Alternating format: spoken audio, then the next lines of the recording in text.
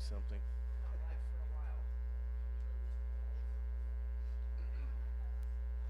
So we don't talk until we see that graphic, correct?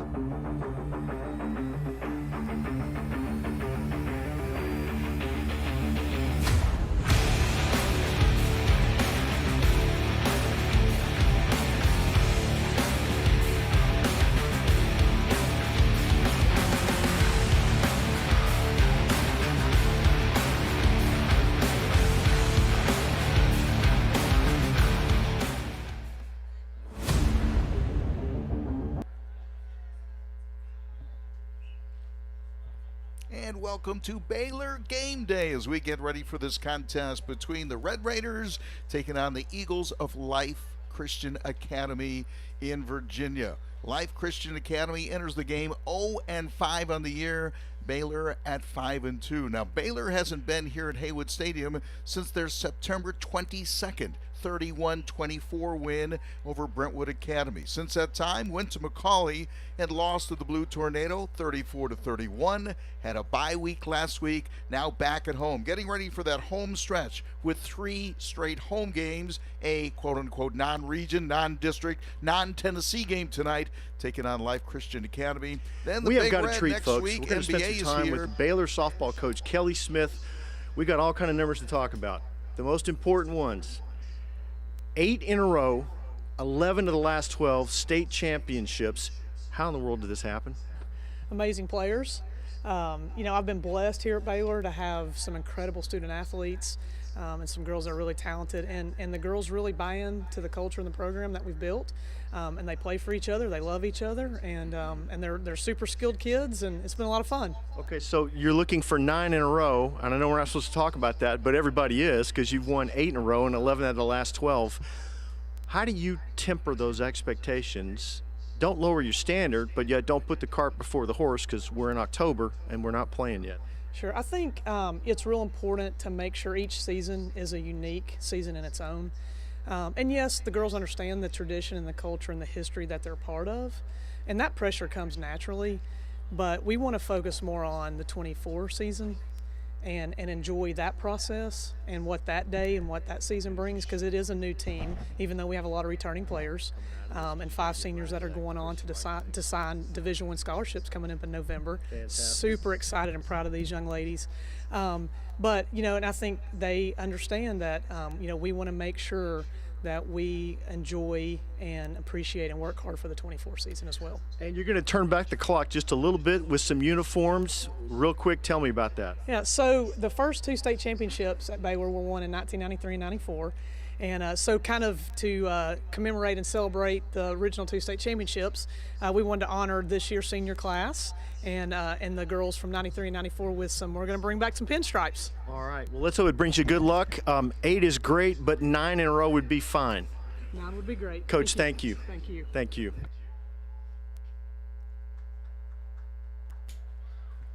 What a dynasty that Baylor has in softball. 2 legends right there, Craig Cecil and Kelly Howard Smith, and obviously she's done a phenomenal job as the head softball coach here at Baylor. One of the things that Baylor and its camp is very proud of, all their traditions in a lot of different sports, and softball certainly leading the way with that string of championships that they've had.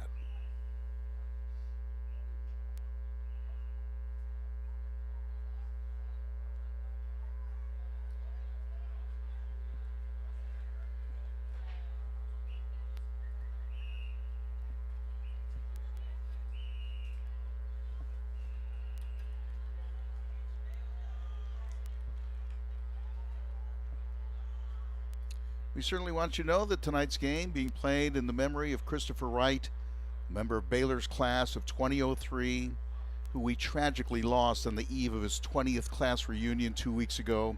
As you know, Chris entered Baylor as a 7th grader in 1997, went on to become an accomplished student athlete and a charismatic and supporting leader who was known for his magnetic personality, member of the National Honor Society, and was selected for the Jim Pierce leadership trip his junior year, captain of the 2003 All-State football team, captain of the 2003 state championship baseball team as well.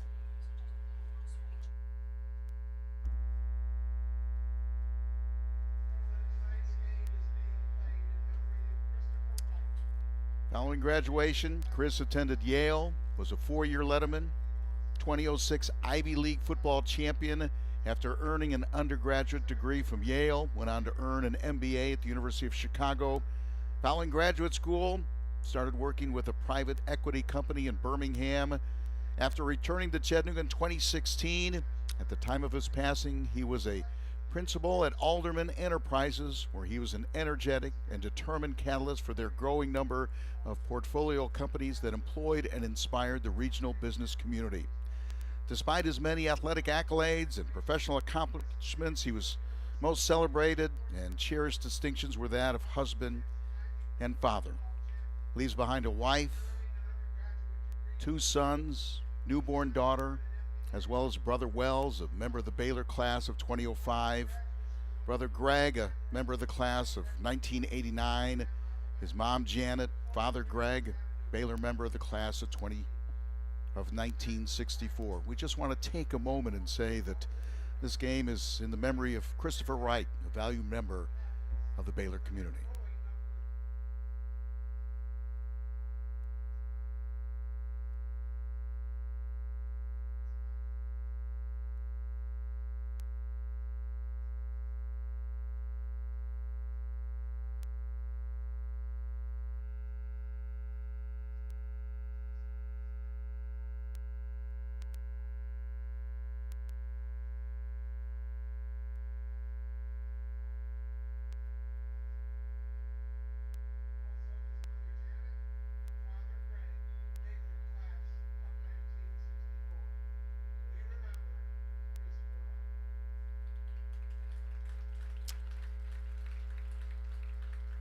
There you see Christopher's family there, and members of the family, especially Declan and Abbott, they loved coming to Baylor football games. So for the Baylor community, they really are mourning the loss of one of their own, Christopher Wright, and that was a shock a couple of weeks ago for sure. So we want to take a moment and in the memory of Christopher Wright and all he meant to the Baylor community.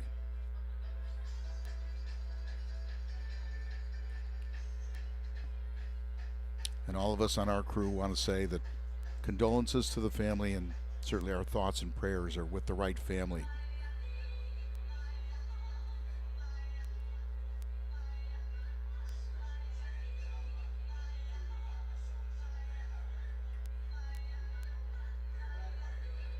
Raiders and Eagles tonight. Jim Reynolds, Craig Cecil on our Baylor game day. Taking a look at the stream, and we appreciate you folks tuning in. Let's take a look at Baylor 5-2 for the year, 3-1 at home, 1-1 away, 1-0 on a neutral court, if you will. As you know, they lost this beginning game, the opening game of the season, on August 18th, losing to Raven Gap here, 35-24. Beat Seton Hall Prep. That was the game that was played in Ireland. Won that game 42-7. Came home and beat Stepanek out of New York 51-21. Beat Lipscomb 34-31. Went on the road, turned back Christian Brothers 48-9. Brentwood Academy was the last home game. That was a win for the Red Raiders 31-24. And lost a heartbreaking game to Macaulay a couple of weeks ago on the Macaulay campus 34-31.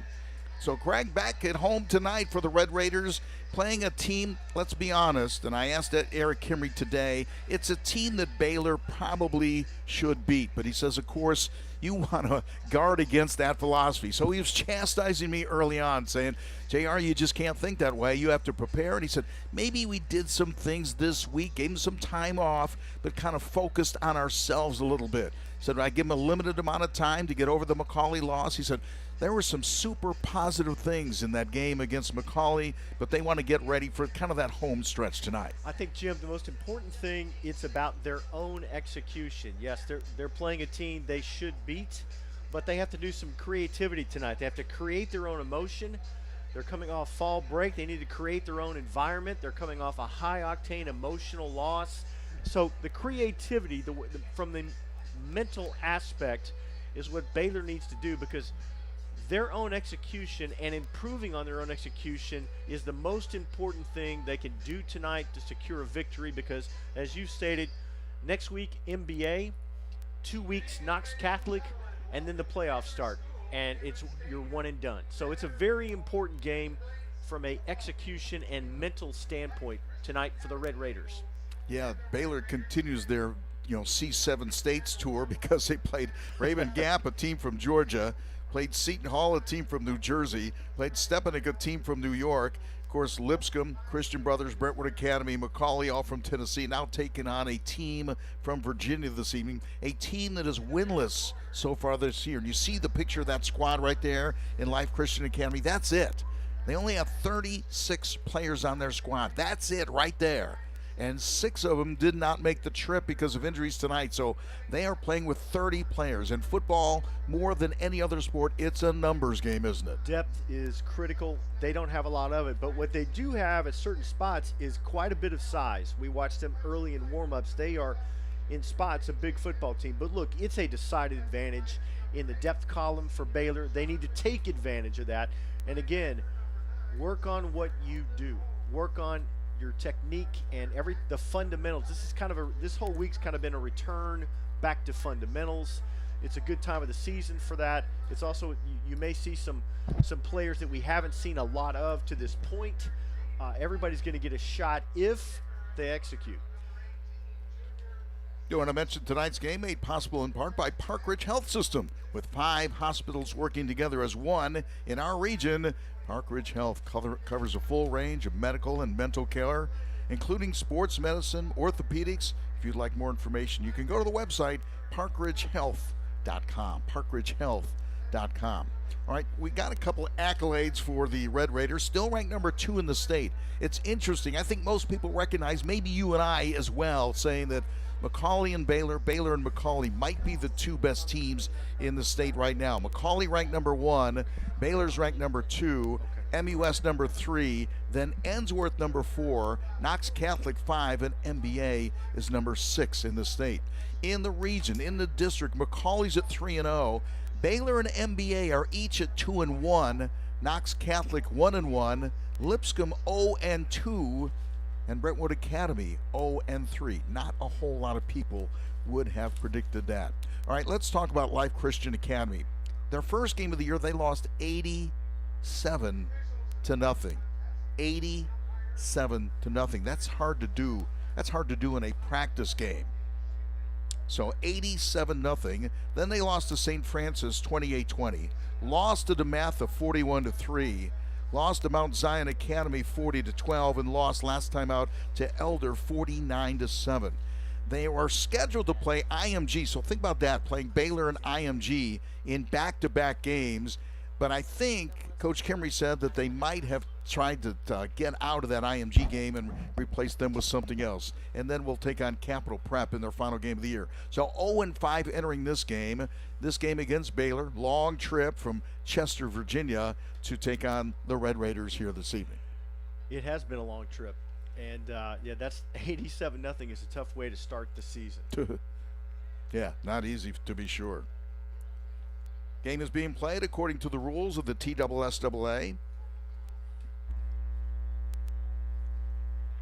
By observing the rules of fair play, each one is requested to take personal responsibility for keeping this game at a high level of sportsmanship. Game being made possible in part by Park Ridge Health System, 5 hospitals working together as one in the Chattanooga region. Park Ridge Health provides a full range of medical and mental health care, including sports medicine and orthopedics. For more information, visit parkridgehealth.com. parkridgehealth.com. You're not going with, this is live, so Park Ridge.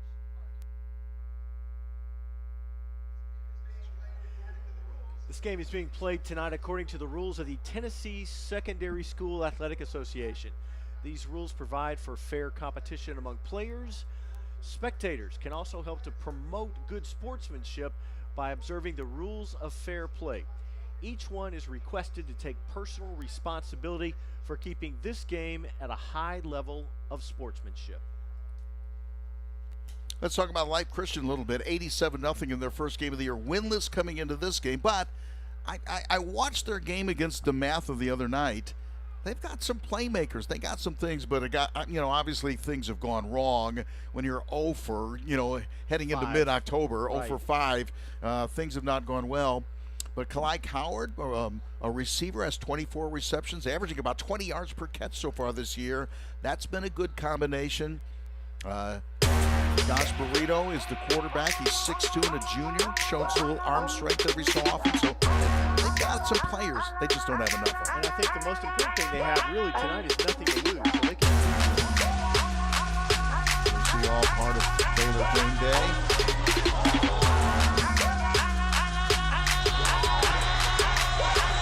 Baylor kind of bounced back from their loss against McCauley. And I asked Eric Kimmy about that, just saying, tell me about the McCauley game. What do you think? He goes, there were some super positive things in that game. Obviously, Baylor did not win. He goes, but, any given day we can do that. I said, so many people on both sides of the equation said, you know what?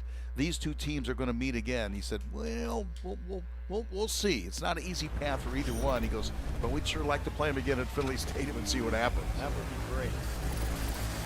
Let's take a look at the starting lineups for the Red Raiders on offense and defense, and start out with the defensive linemen.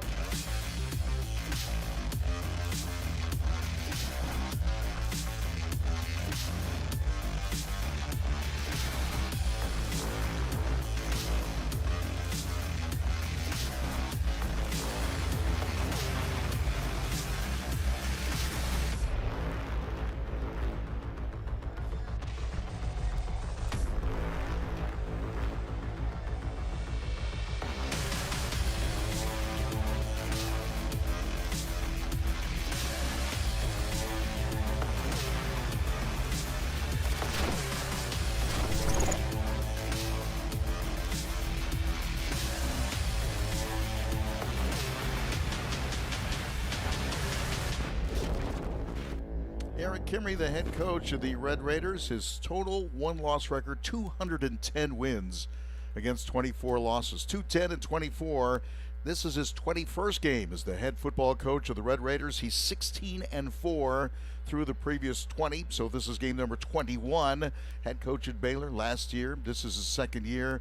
Coached tight ends at his alma mater, South Carolina, for a year. Was at the Hammond School from 2004 to 2020. Spent 16 years there. Won state championships, 12 of them overall, 6 in a row. Began his coaching career as a graduate assistant at his alma mater, South Carolina, then moved on to the high school ranks and obviously was ultra successful there. I was talking to Coach Kimry earlier today and just said, let's talk about your offensive line a little bit. And he said, you know what, they've really gotten better and better and better as time has gone on.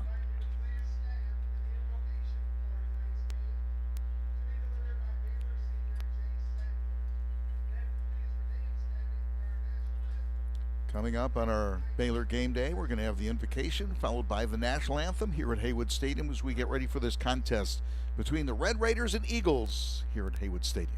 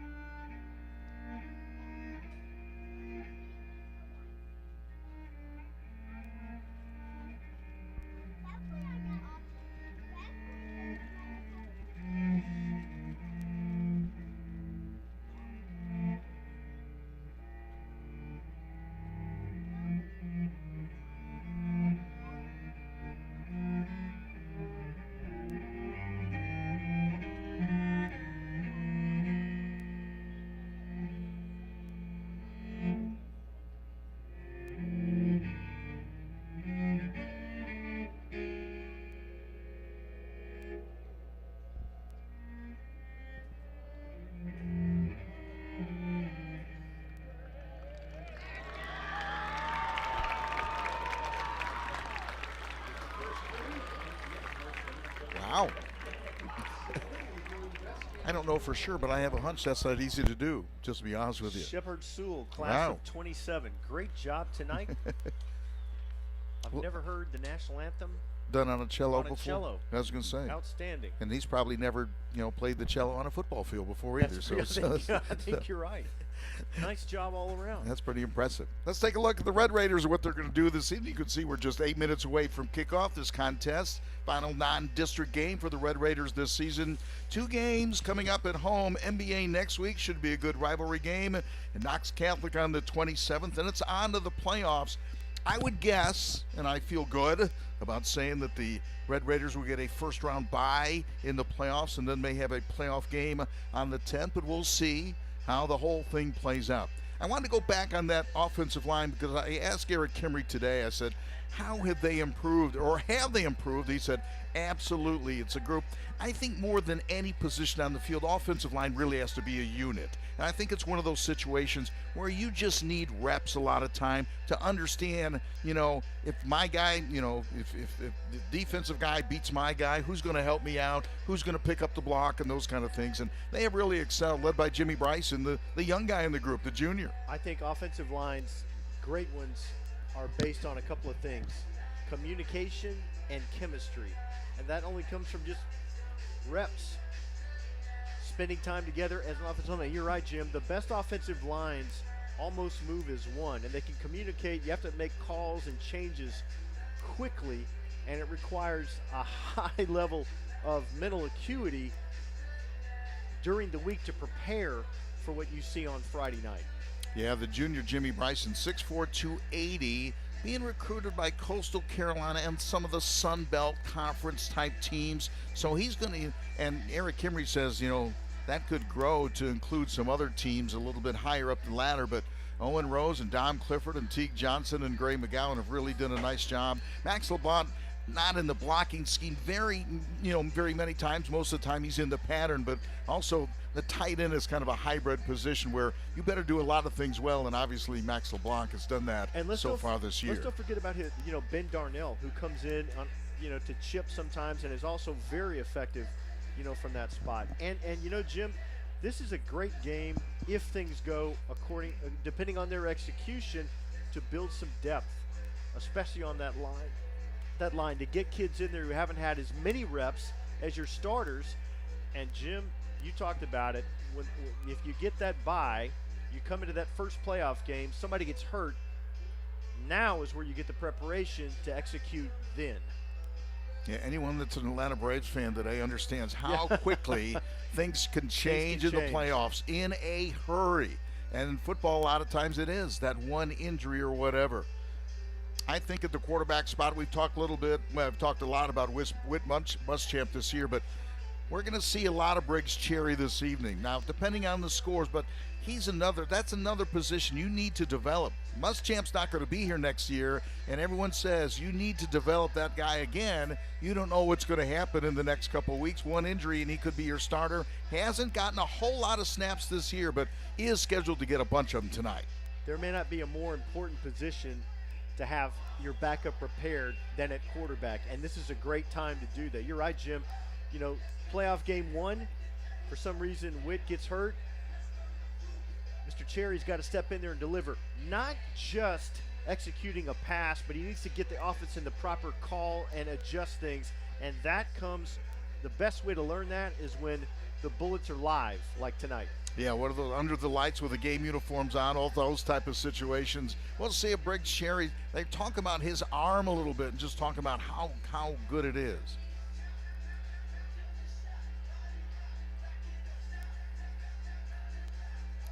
They're saying he really has a gun.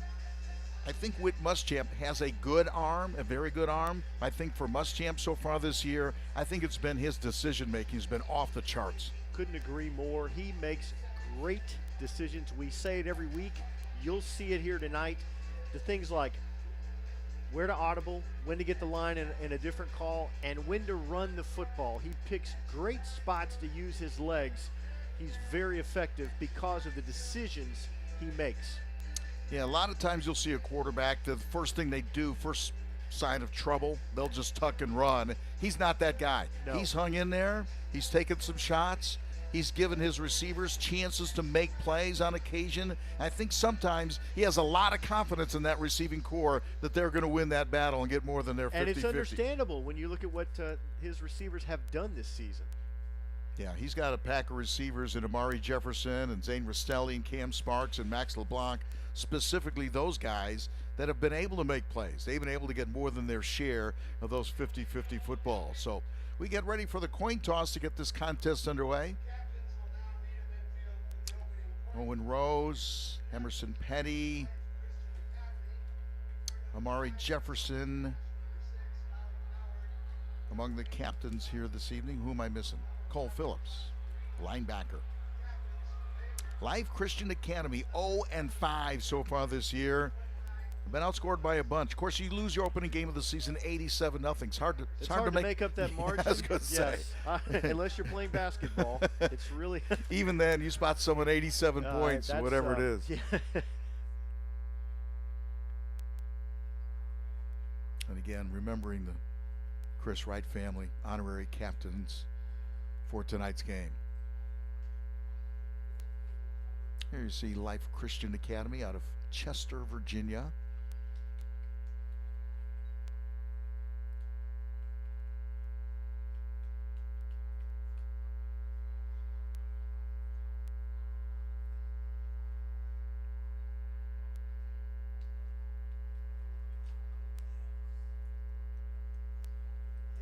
So Baylor will get the football first. So take a look at Baylor's offense. We mentioned that offensive line of Jimmy Bryson, the left tackle, Owen Rose, the left guard, the center Don Clifford, right guard is Teague Johnson, the right tackle Gray McGowan, tight end Max LeBlanc, Amari Jefferson, Zane Rostelli, Cam Sparks, the receivers, quarterback Whit Muschamp, the senior 6'1", 190, who's thrown for over 1,400 yards. You take a look at that touchdown to interception rate, 21 TDs, 4 picks so far this year, 21-4, a ratio that any coach anywhere would be glad to take. And Shakai Mills-Knight is the starting running back for the Red Raiders tonight. And if we go back to that McCauley game, he was fantastic that night. An amazing combination of size and speed. Yeah, there were some big plays, both sides, actually. Yes. That was a football game. That was a great atmosphere. That was one of the best sporting events that we've seen in Chattanooga in a long time.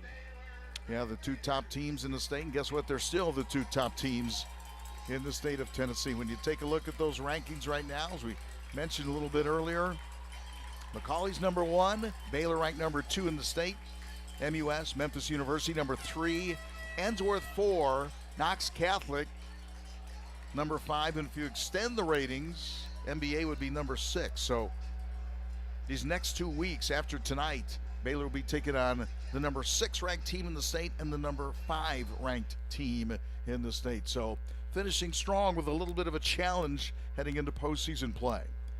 Eric Kimmery in his second year as the head coach of the Red Raiders, leading them, of course, to a state championship last year, breaking a 49-year dry spell. And it was the Red Raiders able to hold up the big trophy at Finley Stadium a year ago.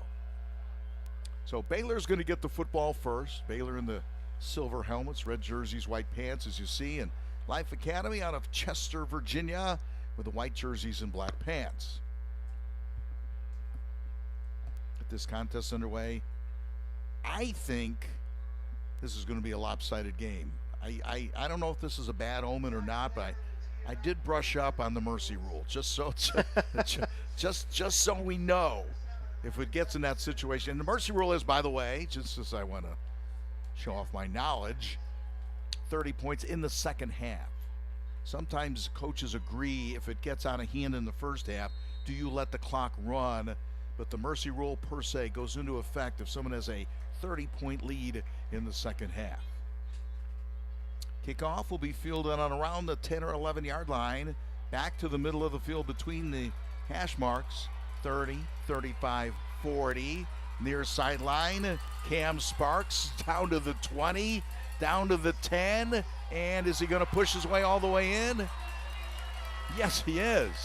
Jim, and I don't see a flag. If a picture's worth 1,000 words, that picture tells the story of what we may see tonight. I've got Sparks for 90. 90-yard kickoff return in the first 18 seconds of the game. That's the way to get things started. Yeah, why wait? Cam Sparks, 90-yard touchdown return, and the Red Raiders on the board. And to be honest, Jim, that looked pretty easy. Well, you could tell what he wanted to do because he caught it on the far side, brought it right up the middle, and then broke it to the near side. You get in a foot race with Cam Sparks, you're not going to win very often. So it's a 6-0 lead, like we said. Well blocked by the special teams, and just what a way to start a football game.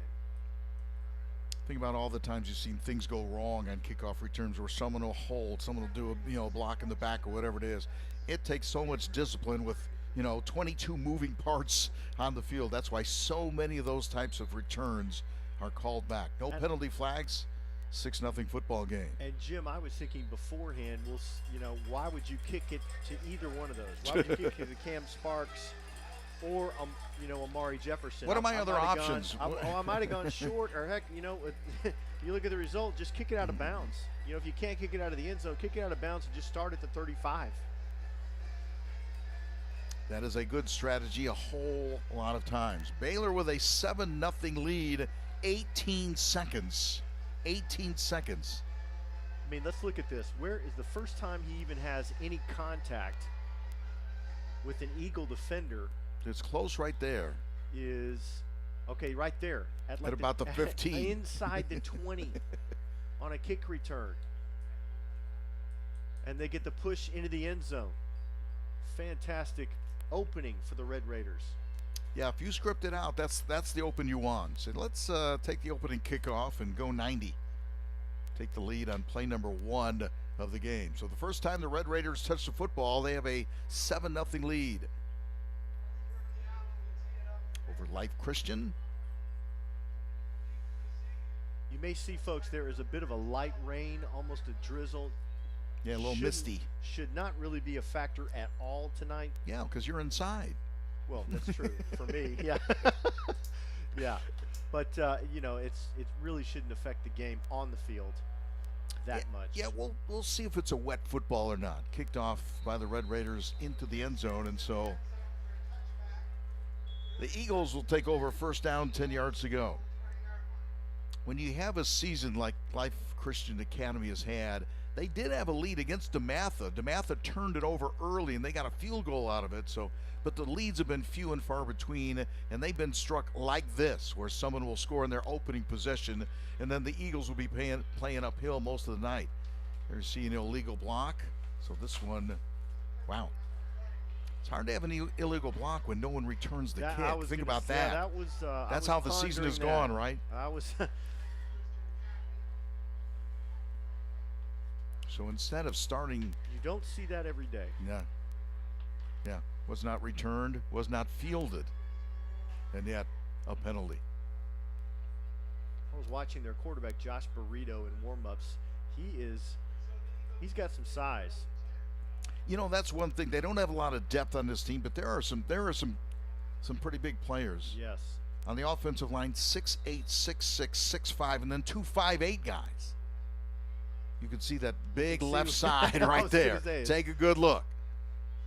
Hand off, hit in the backfield, nothing there. That's probably their number 1 player, Kalai Coward. And I watched him in the games that I saw, and Coward is a guy kind of both sides of the ball. Again, what do we talk about? Getting the football in the hands of your playmakers.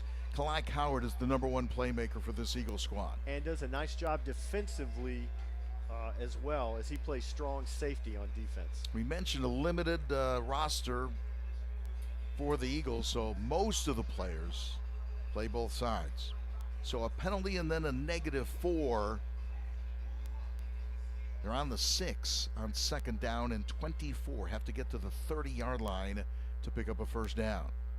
Throwing it near side, complete near side, or dropped. Couldn't hang on. Thought he had it for a moment. And again, they're going to try every way they can to get Coward the football. Number 6 is the guy to stop if you're going to handle the Eagles' offense tonight. He's got 24 receptions for almost 500 yards entering this game. We saw him carry on the first one. So the whole offense is kind of based around him. He's the focal point. Really a talented offensive guy. That's Antonio Rivera, number 4, one of the running backs. Burrito, number 11, stands next to him. Drops back from his own end zone, rolls out far side, throws on the run, and overthrows incomplete. Boy, it's dangerous in your quarterback on the run in your own end zone, right? Absolutely. He had to make a quick, he made one read and went there and threw the ball where either his guy was going to get it or it was going to be incomplete. That's safety first when you're inside the 5. Yeah, you don't want to give up a short field right here, so he wisely made a toss. He's been intercepted 7 times, 5 touchdown passes, 7 interceptions so far this year. Not a good ratio, I understand, but it's a team that struggled, and the folks say he's probably made pretty good decisions so far this year at a quarterback spot. So the Red Raiders should come out of this with decent field position, already with a 7-0 lead, returning the opening kickoff. Not much of a punt. Boy, special teams tested again. They got a decent roll, but Baylor's going to start at about the 38-yard line. Red Raiders take over already with a 7-0 lead, returning the opening kickoff of the game for a 90-yard return by Cam Sparks. And this will be the first offensive series for the Red Raiders after special teams scored the first touchdown of the game. 10:36 to play in quarter number 1, as you see, and Baylor with the possession. 2 receivers go far side.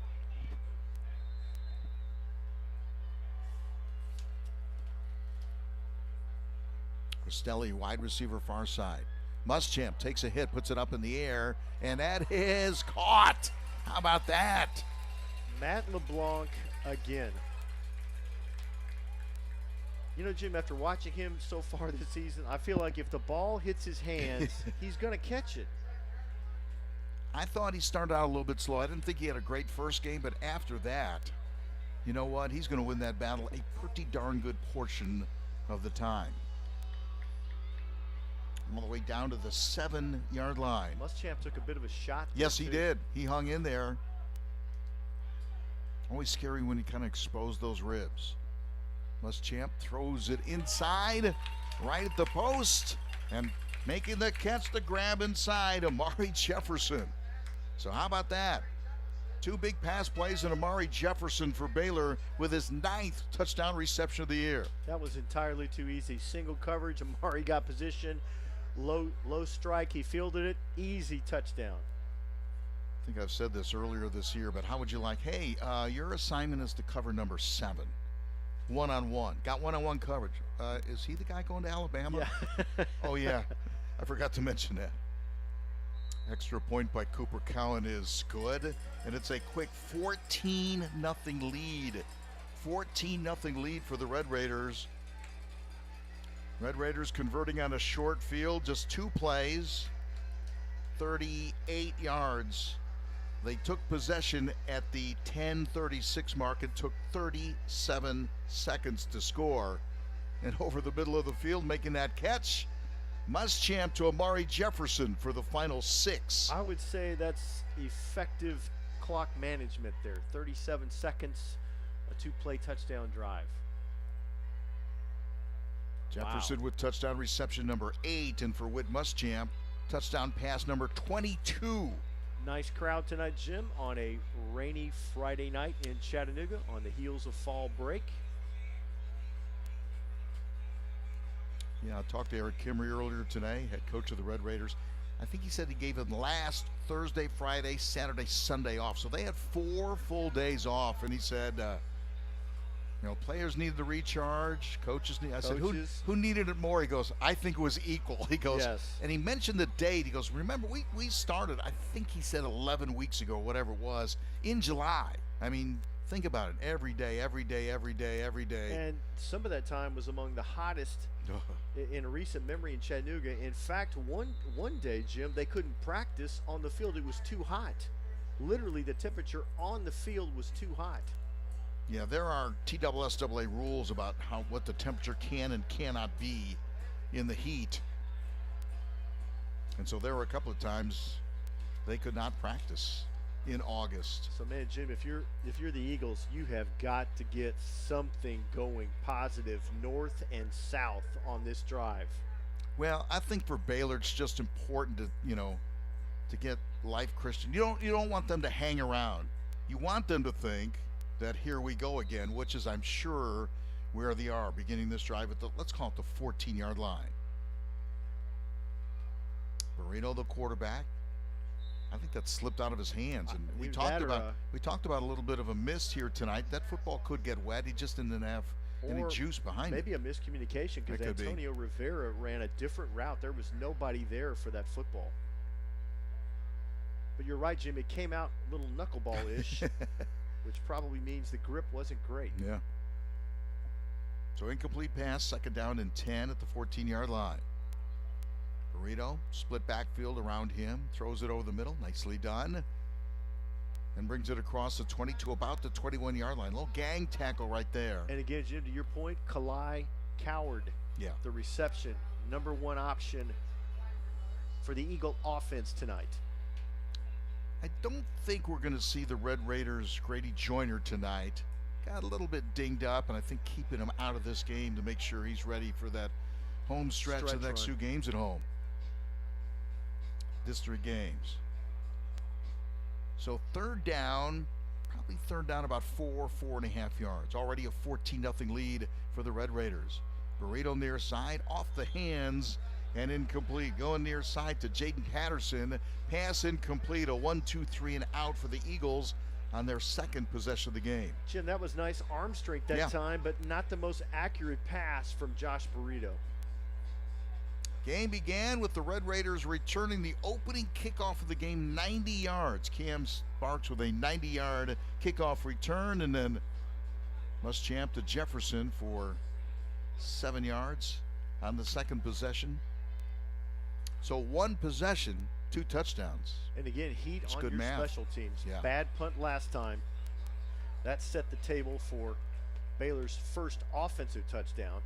Slaughter will punt it away, and again, not a lot of length, catching it on this side of the field at the 49, bringing it down inside the 30, inside the 25, a little sidestep move right there.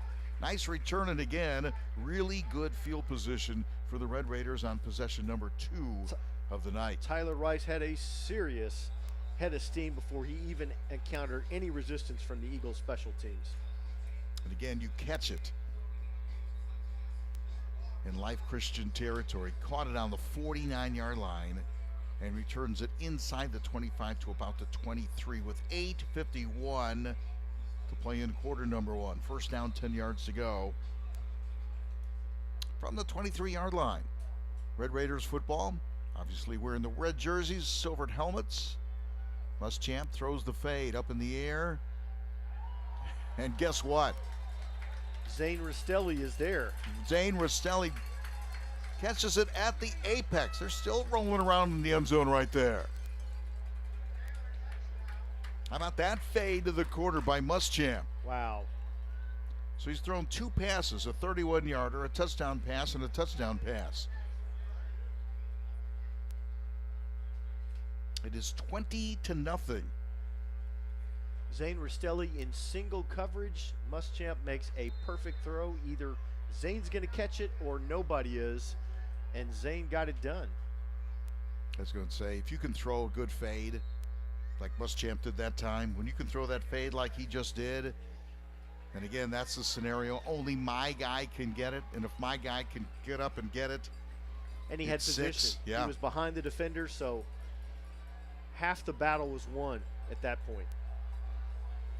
Textbook start for the Red Raiders. Well, I think this is what, coaches, all coaches are paranoid. That's my basic philosophy. All coaches are paranoid. Pick a sport. I cannot disagree. I think it's been proven right a whole bunch of times. And of course, Coach Kimmery was saying, if we do this, we should do that.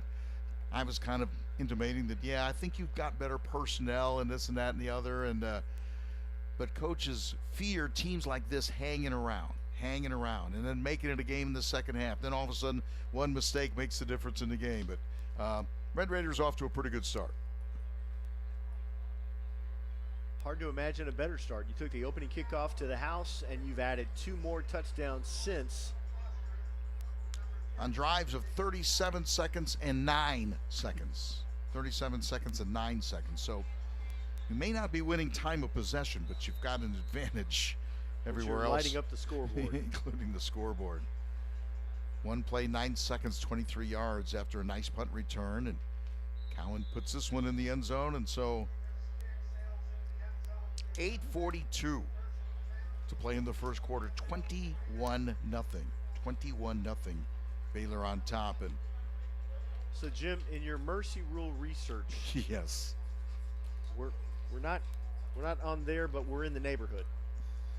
That's only in the second half, correct? In Tennessee. it is automatically in the second half. Okay. Sometimes coaches can agree and say, okay, we're running that clock. And mercy rule means you run the clock. You just keep it going. But that doesn't take effect. It's 30 points. If you have a 30-point lead in the second half, the clock continues to run. Nice swing pass, far side, and he runs over a man. First down of the night. Nice play. That is a nice job by Xavier Brown. First down, as you said, the best play of the night for the Eagles. Yeah, by process of elimination, that's the best play of the night, Yeah. right? Only first down of the night. Is it no, it's not the first positive yard gain of the night, but that's a nice 13, 14-yard pickup up to the 33-yard line where it's first down and 10. Trying to go wide. Good pursuit. Trying to turn it back upfield, and no room for Antonio Rivera, the 5'7" senior. But it's going to be tough to get to the edge tonight. And good pursuit by Baylor. Got some penetration that time, and a little bit slow to get up for the Eagles was Jaden Patterson. Stayed on one knee for a second. Losing yards back to the 28-yard line where it'll be second down and 15. Second and 15, and that scoreboard is correct. Baylor 21-0. Scored on a 90-yard kickoff return and then scored on their first 2 offensive possessions of the game. So, yes, we're not even midway through the first quarter. It's 21-0. Nice move by the quarterback. Burrito flares it out far side. Should have been caught. Incomplete pass. He was looking for Xavier Brown. You're right, Jim. It should have been caught. That was a well-executed play. You gotta finish with the catch. Yeah, when you do as a quarterback, when you kind of reverse your field like that with a nice pivot, you get everyone flowing one way, come back the other way. You have a receiver that's open, you throw the football, hits him in the hands, and he doesn't come up with the football. The freshman John Amofa Jr. was in hot pursuit on that play as well. That makes you pick up your pace a little bit, I'm just telling you. I think so. Yeah. He has been awesome. Bearing down. Yeah, 5 sacks so far this year, leading the team in that department, looking for a 6th. Burrito steps up and can't find the 20-yard line. Good pursuit again. That's Quincy White, one of those that got in on the quarterback. He tried to step it up, but there were 3 red jerseys right there and another loss of yardage for the Eagles. Man, when your nose guard makes a sack, man, you have got some pressure, some penetration from that defensive line. Well, there was just no one open downfield. Plus, he just didn't have too much time to throw. So they started at the 20, and guess where they are right now? Picked up a first down, back at the 20 once again.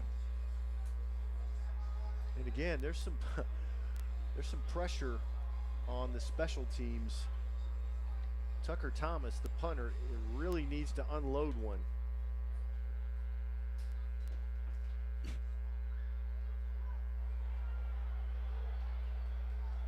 This is not one of his better kicks. That is going to be a net 3, right? They were back at the 20 once again. He puts it up in the air, takes a backward spin, and it goes down around the 23-yard line. That is a 4-yard punt. 4, net 4.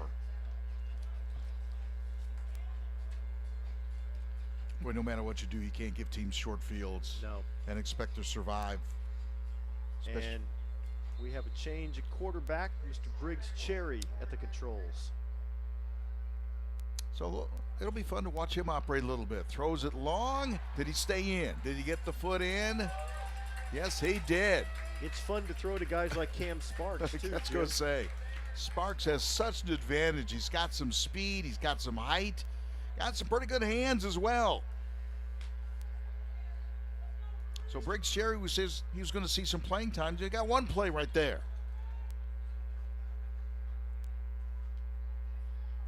We're still in the first quarter. 6:22 left.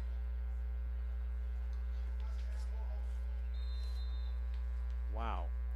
Briggs Cherry with his second touchdown pass of the year. A little high snap.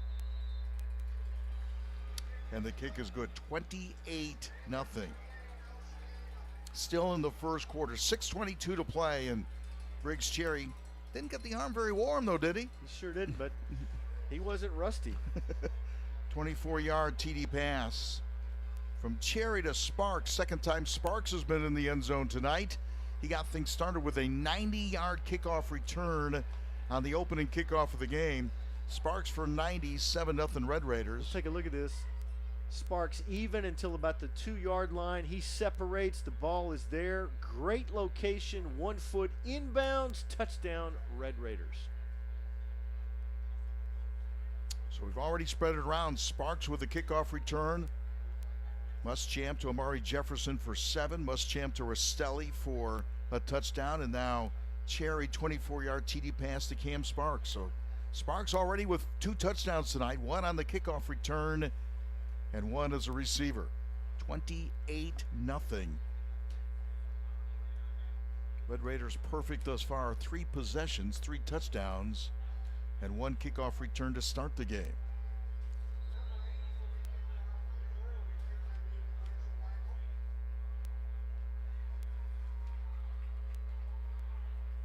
Here's the kickoff, and the Eagles get away from it.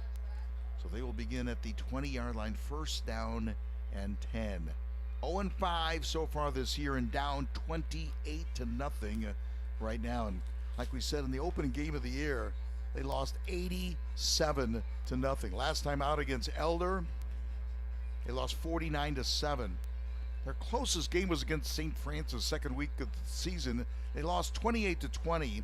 Then lost to DeMatha, the legendary high school, mostly known for basketball, I must say, but lost to DeMatha 41-3, then lost to Mount Zion Academy 40-12, lost last week to Elder 49-7. So it's been a rough year, and again, we talk about football being a numbers game, which I certainly believe it is. They have only 30 players dressing this evening. Tonight. Yeah, 30. I mean, right now, they need to just do something offensively just to give, if nothing else, give their defense a breather. And they've starting this series with a timeout. Yeah, maybe just get the offense out there. And again, what you don't want to do is force things, right? You're down 28-0. I get it. So I think you just want to find what's positive. You know, we talked about Coward is pretty positive as a player. It's going to be tough, I think, to get the running game, Rivera going. Rivera's only carried it 9 or 10 times so far this year, but he's 5'7". And you could tell on the last time he carried the football and Baylor had the really good pursuit, 5'7" was swallowed up in a hurry. It looks like Coward and Xavier Brown Yes. are 2 potential weapons Josh Burrito could use tonight. The question is, will he get enough time to let their patterns develop to get on the football?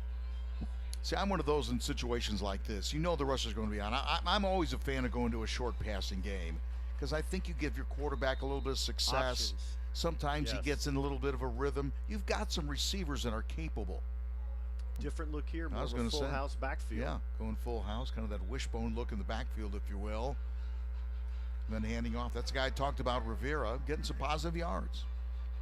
He's kind of overloading the running game. So a nice play, positive play, 4 yards on first down. Second down, 6 yards to go. 2nd and 6. Going with a reverse that time. Trying to turn the corner is Coward on the far side. Nice play. Stays on his feet, picks up the first down. Second first down of the game for the Eagles. That's a fantastic effort, Jim. Yes. Most of it by Khalil Coward because the Baylor's defense had great penetration. They just couldn't wrap him up. Well, coaches say all the time, what do you do when teams over pursue, when they're over aggressive? You do something Take like that advantage of and reverse that field. Up to the 30-yard line for the second first down of the night for the Eagles. So maybe that timeout was worth it, right? It didn't hurt. I mean, any port in a storm. I know that more than most. 28-0 is the correct score, right? 28-zip, Baylor on top. 3 passing touchdowns and a kickoff return. Revere in the backfield once again, in trouble once again. Was looking for a hole. Went left side, said, nope, don't see anything there. Had enough time to go back the other way and didn't see anything there either. Again, Baylor's defense really pursuing well so far tonight. So a loss of 2 yards on first down. It'll be second down and 12, back at the 28-yard line. Nelson McKnight with an outstanding tackle that time. He's had an outstanding year. They like that linebacking core. Joe Lowenberg, McKnight, those inside interior linebackers for the Red Raiders. Pretty solid job all season long. Back to the original line of scrimmage on this series to the 30. So it's going to be third down and 10. Now the Eagles did a good job reversing the field, but how many of those do you have in you? I don't think you can fool teams very many times. Well, the pressure is on that offensive line. They've just got to, they have little margin for error against a team defensively in Baylor that's just as physical as they are up front. As you take a look, I think that's Mateo Becker it's checking off. He's 6'8" and a freshman. They have some bulk on that offensive line. Yes. They have a couple holes on the offensive line as well. See the 3-man, 4-man front. Pass off the fingertips again and incomplete. So could not get that third down conversion that time. Trying to hit the wide out far side. Couldn't quite do that. That time they went empty backfield, Jim, and maybe a pass that Josh Burrito just rushed a little bit. Yeah. Maybe a half second longer, that would have been complete. Jeremiah Rogers was the intended receiver, and again, just it's hard to do. And you're kind of, I'm not saying running for your life so far tonight, but he hasn't had a whole lot of time. Yeah. Yes. He wanted to get that off as quickly as possible. Maybe should have waited another half a second. And you know where that's easy to say? If you're sitting right Up here where we are right now. When we're not looking at Quincy White and company. Yes. So the Eagles will punt it away. Already a 28-0 lead. Oh, High goodness. snap over the head. Oh, and Trouble. it's still alive and now down, so they didn't get the punt off. Thing is, last time they got the punt off and Baylor started at the 23-yard line. This time they didn't get the punt off. I think Baylor's still going to start around the 23-yard line. Bad snap, and things got worse from there. So officially, Baylor takes over on downs. And the Red Raiders 3 for 3 on offense and a 90-yard kickoff return. And there is a penalty flag down.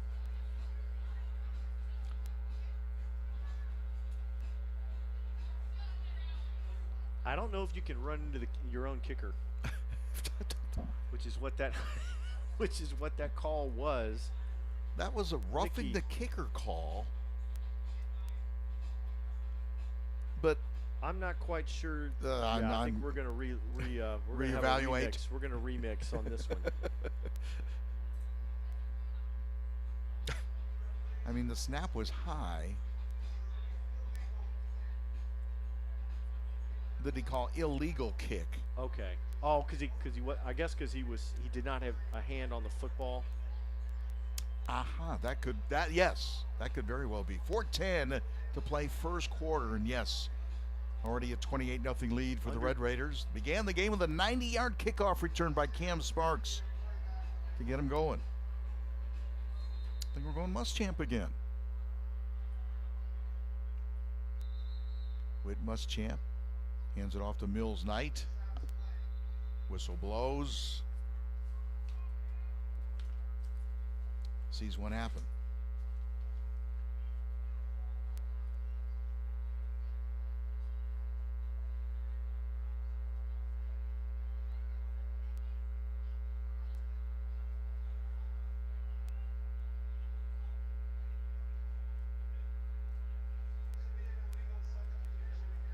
Gotcha. Illegal substitution to call. So Baylor takes over in great field position to begin with. They're calling this a 24-yard line. Yeah, for Life Christian, just about everything has gone wrong so far tonight. And then you have, let's get one on the ground type of look. Did he get in there? Yes, he did. Yeah. Shakai Mills Knight. First rushing touchdown of the game for the Red Raiders after one on the kickoff return, 3 passing touchdowns, and then the freshman from Canada with a touchdown run. Scores with exactly, so that was a 10-second drive. And so Baylor still in the first quarter, scores with exactly 4 minutes to play in quarter number 1.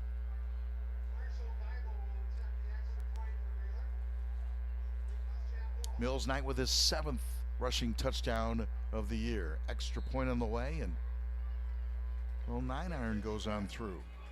Mills Knight makes it a 35-0 lead for the Red Raiders at the 4-minute mark. We played 8 minutes. 8 minutes. And That's a heck of a first quarter. it's a heck of an 8 minutes, no question. Goodness. Mills Knight with a 24-yard touchdown run, and again, a lot of open field for Mills Knight, and as shifty as he is, hits the end zone for what do you say, his 7th touchdown of the year. Got past the Ivory Jenkins and just did the rest himself. Nice finish at the end, and it's been all Baylor, 35-0. So the longest touchdown drive for the Red Raiders tonight is 2 plays. That was on offensive possession number 1. They went 38 yards in 2 plays. That made it 14-0. Then 1 play, Muschamp to Rastelli. Cherry 24-yard touchdown to Sparks. And then Mills Knight 24-yard touchdown run. It is 35-0 with exactly 4 minutes to play in the first quarter. I was surprised we saw Whit Muschamp on that play. I don't know how many times more we'll see him this evening, be honest with you. And if you're a role player on that Baylor sideline, you got to be strapping things up and thinking, hey, I might get in for some serious reps tonight. Yeah, I'm getting some snaps tonight. Yes. Red Raiders to kick it off. Pretty good boot, which will not be returned. Oh, my goodness. That landed inside at about the 2-yard line. If it checked up right there, that's a Yes. live football. Yes. If you don't touch it. What a weapon. Yes. Cooper Unbelievable. Towns. Unbelievable weapon. I mean, such a.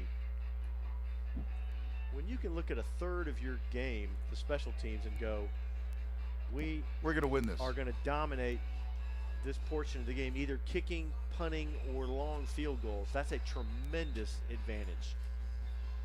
Not a whole lot of high schools have that weapon where you just know True. every game, the worst we're going to do is break even, right? We're not going to lose that kicking game. And Cooper Cow's been awesome. Oh, my How about goodness. that? Well, you might as well have the defense get one as well. How My about goodness. TJ Fields, his 2nd interception of the year? Why don't you go pick 6? And the Red Raiders continue to add.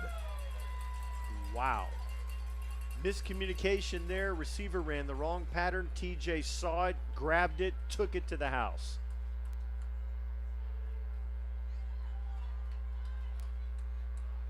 TJ Fields with a pick 6. So special teams with a touchdown. Defense with a touchdown. Running backs with a touchdown. Yeah. 3 through the air, 1 on the ground, 1 pick 6, and 1 kickoff return. Fourth quarter, Jim may have a touchdown. You never know. Need to get my calculator out.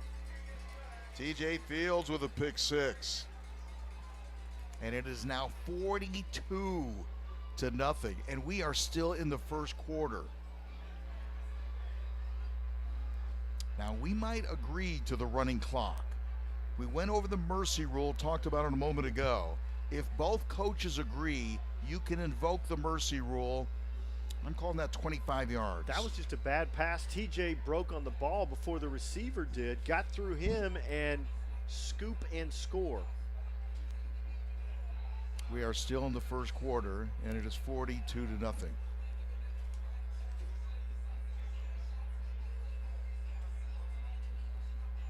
I think we got that. So again, if both coaches agree, you can invoke the mercy rule. It is automatic in the second half if a team goes up by 30. If coaches agree, and usually that happens before the game, you'll say, okay, if this happens, and most of the time, Which it has. yeah, and most of the time when you say that, you think it is going to happen. I didn't research the mercy rule today because I was bored. I'll just tell you that. Prepared, yes. Yes. Bored, no. And a line drive, which will go out of the end zone. And Life Academy.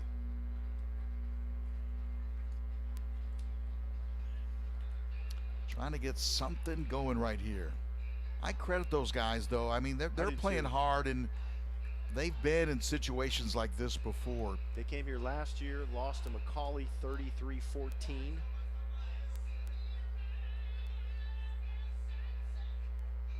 I think we might get deep in the old depth chart tonight, to be honest with you. But there you see Damani White. Going from the 20-yard line, I'm going to call the start of this 26 seconds to play in the first quarter. Pass on the way, nice pass, complete around the 25-yard line. That's Jeremiah Rogers with a catch for the Eagles, and boy, Jeremiah shows a lot of heart. As you can see, not the tallest person on the field, but he plays hard. About a 5-yard pickup up to the 25-yard line as the first quarter will come to an end. Quarter number one, Baylor scores 42 unanswered in the first quarter. 42-0. As we'll stroll to the other end of the field, and Baylor on a roll. Like I said, they've scored about every way possible. Kickoff return. Muschamp to Amari Jefferson for a touchdown pass. Muschamp to Rastelli for a touchdown pass. Briggs Cherry comes in, throws a 24-yard touchdown pass to Cam Sparks. Mills Knight, 24-yard touchdown run, and cornerback TJ Fields, a pick six, 25 yards, picks off the pass.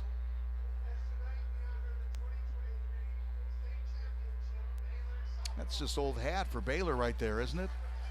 Winning another softball championship. What a dynasty. And in decades, for 4 decades, they've won a state championship in 4 decades. Kelly Howard Smith.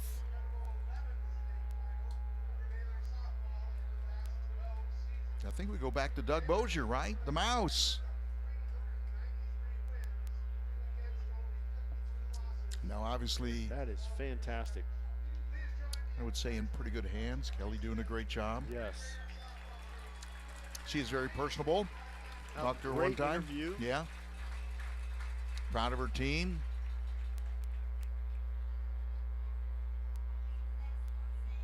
That's a lot of pressure too, Jim. I mean, See, now it's news if they don't win a state championship, Exactly. right? And that's, you're right, that's not the easiest position to be in. Ball up in the air, going for a pick six again. Man. Breaking on the football was Tyler Rice. you're going to see a lot of that tonight. Yeah. Tyler Rice said, my man TJ got one. I That's need one as right. well. There's number 25. Broke on the football and came pretty darn close. They're down in 5.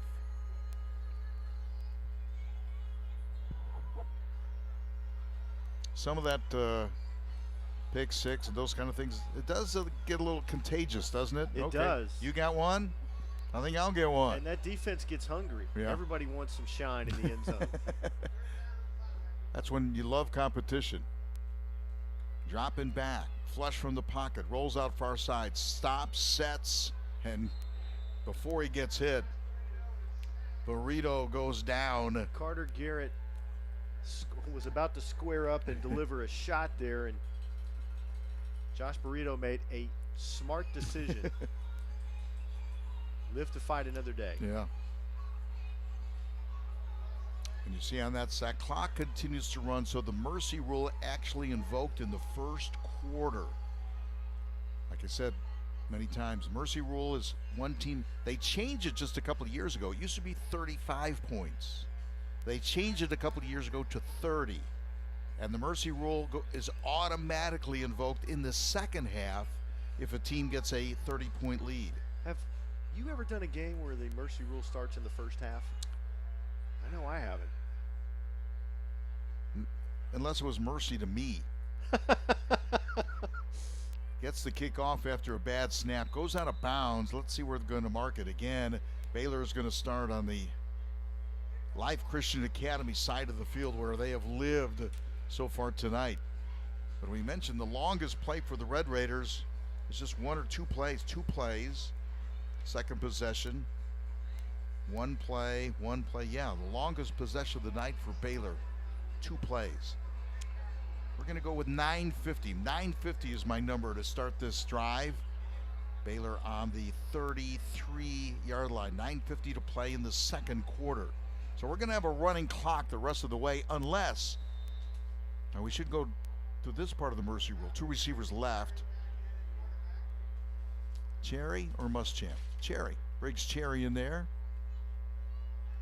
Hands it off to Mills Knight. Mills Knight's got one and tripped up around the 20. If, say, Life Academy were to get within 30, so if they would score 2 touchdowns and make it 42-28, then it would not be a running clock. So you can go into mercy rule, but you can also come back out of the mercy rule.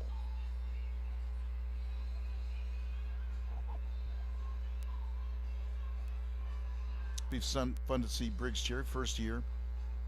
Played in Knoxville last year, and his family moved to Chattanooga, and he ended up here. Kind of knew the scenario. They really love his arm strength. They say his arm strength is really phenomenal. I think Cody Davenport in there at a running back spot. Cherry takes the high snap. Davenport gets the call, breaks a tackle, busts it outside, inside the 10, breaks another tackle, far sideline, and he's in. Touchdown. Cody Davenport on that touchdown run, his 4th TD run of the year. I'm going to call that the 8:19 mark. 8:19 is when he gets in the end zone, so I'm going to call that possession a minute 31, 131, and it's a 48-0 lead.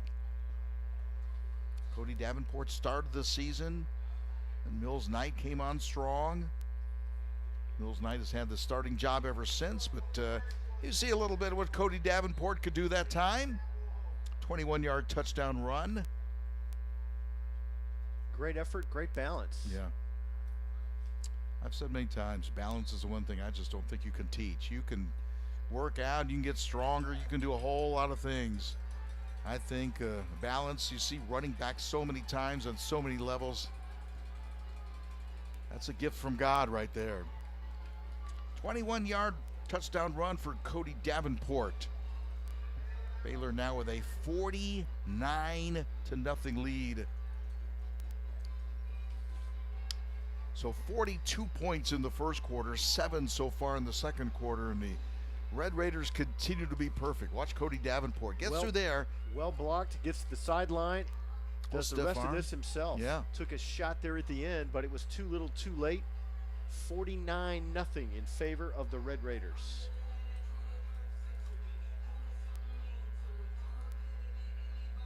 What a luxury for Baylor. Final 3 games of the season, of the regular season, I should say, at home. Life Christian Academy tonight, MBA next week, and then Knox Catholic, ranked 5th in the state. Those last 2 games should give a good indication of what kind of momentum the Red Raiders will carry into the postseason. And playing playoff caliber teams, yes. too. Take a look at McCauley, the last game they played, NBA and the Knox Catholic. Might see them all again in the playoffs. Kick, end over end. I guess, I mean, yeah. that, did, Jim, that's spectacular. He hits it at the 1-inch line.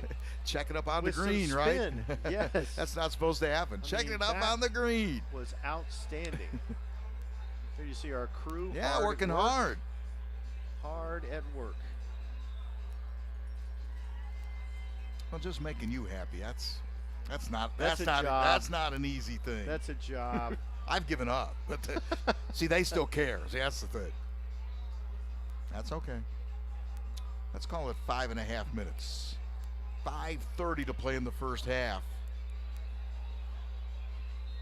A running clock, mercy rule in effect by agreement of both coaches. That's the way that has to work in the first half.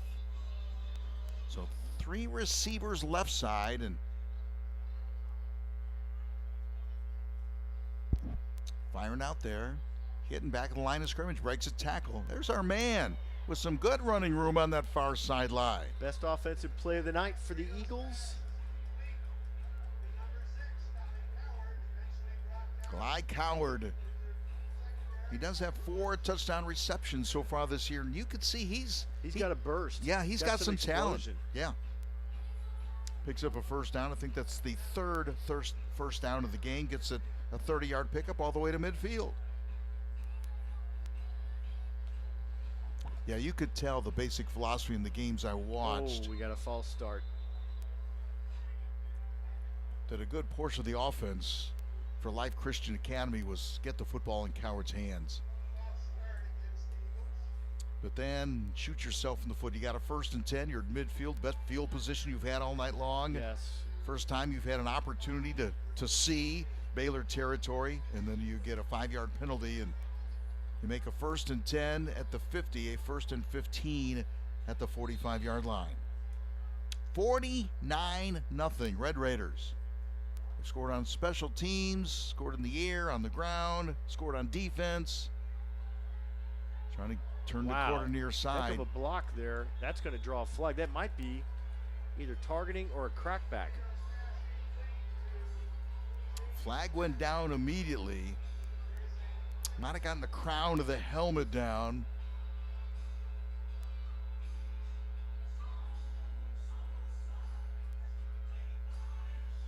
Yeah, personal foul. On the blind side. Trying to protect players more than ever now. Things, you say, oh, it's a runaway game, that type of thing. They're never going to let that fly. Here's the thing, Jim. Yeah. Kids are bigger, faster than ever before. It's unbelievable. And they deliver hits with so much more force than in years past. 3 receivers near side on first down back at the 35-yard line. Throwing it long, airing it out, has a receiver. And caught on the far side. Coward again. Yeah. He showed off some of that speed even with 2 defenders there. Great play, good throw, put in the old breadbasket right there, making the reception far sideline. So Mr. Burrito yeah, dealing on that one. yeah, showed a little arm strength I'm not sure he had. Put it up in the air. Dropped a dime in there. And again, able to overcome the penalty and move it all the way down inside the Baylor 20 at about the 17-yard line.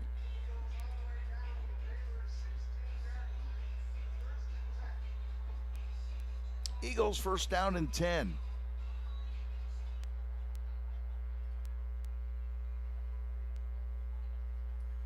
Rivera trying to go wide, chased, and hit out of bounds. Oh my gosh. Now it's 49-0. Everyone knows that. Baylor doesn't want to give that defense doesn't want to give up That's any right. points. They don't care what the score is right now. They like that goose egg. I guarantee you. It doesn't matter what the score is, what the situation is. If you can shut someone out,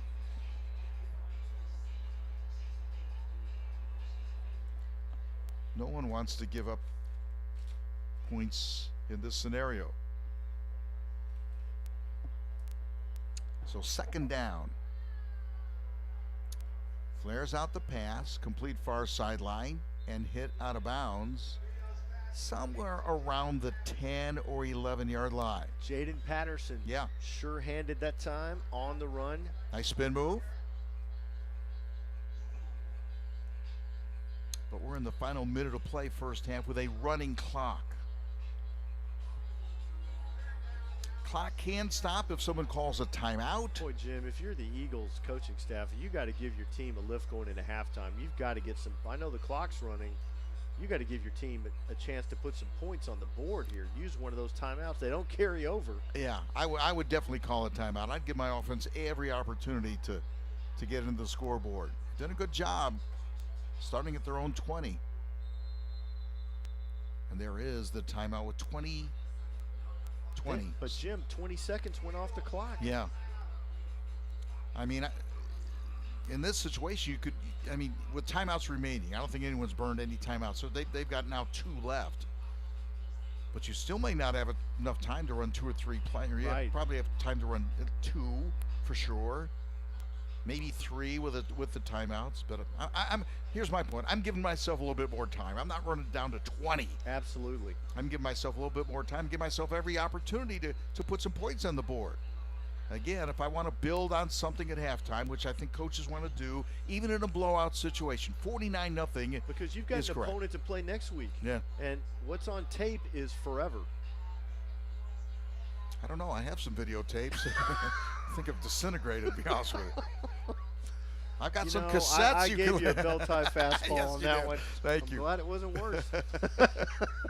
I appreciate it. So 20 seconds remaining in the first half with a running clock. And again, clock can be stopped because of a timeout or because of an injury. So Life Christian Academy opted to burn one of their timeouts. But I'm like you. I mean, points have been few and far between, hard to come by. And they've earned this opportunity, in my opinion, Absolutely. to get every chance to get in the end zone. Burrito, the quarterback, and he's going to be dropped back at the 21-yard line. And he's a little gun shy. I mean, you can't blame him, because when John Amofa Jr., 48, is bearing down there, that limits your effectiveness, Jim. There is no doubt about it. And that was a good use of another timeout there. Yeah. So they only used 6 seconds, but lost yardage back to the 21-yard line. So timeout by the Eagles. And I don't know. We looked at their kicking game a little bit in warm-ups. I don't know if they can be. Right now, you're looking at what? You're talking about 37-yarder? 30. Well, yeah, 37, 38, because you're on the 21. And I don't know that they have. I don't think they have a 30. I don't think they have that kind of execution tonight at their disposal. I think they're going to do it, though. I think they're going to try right now. Right? He's teeing it up right now on the. You're right. And it's 38 yards. Zach Slaughter, the kicker. It's 4th down. Yeah, we were worried. So I was so concerned about the clock, I neglected to factor in the down. Trying a 38-yard field goal.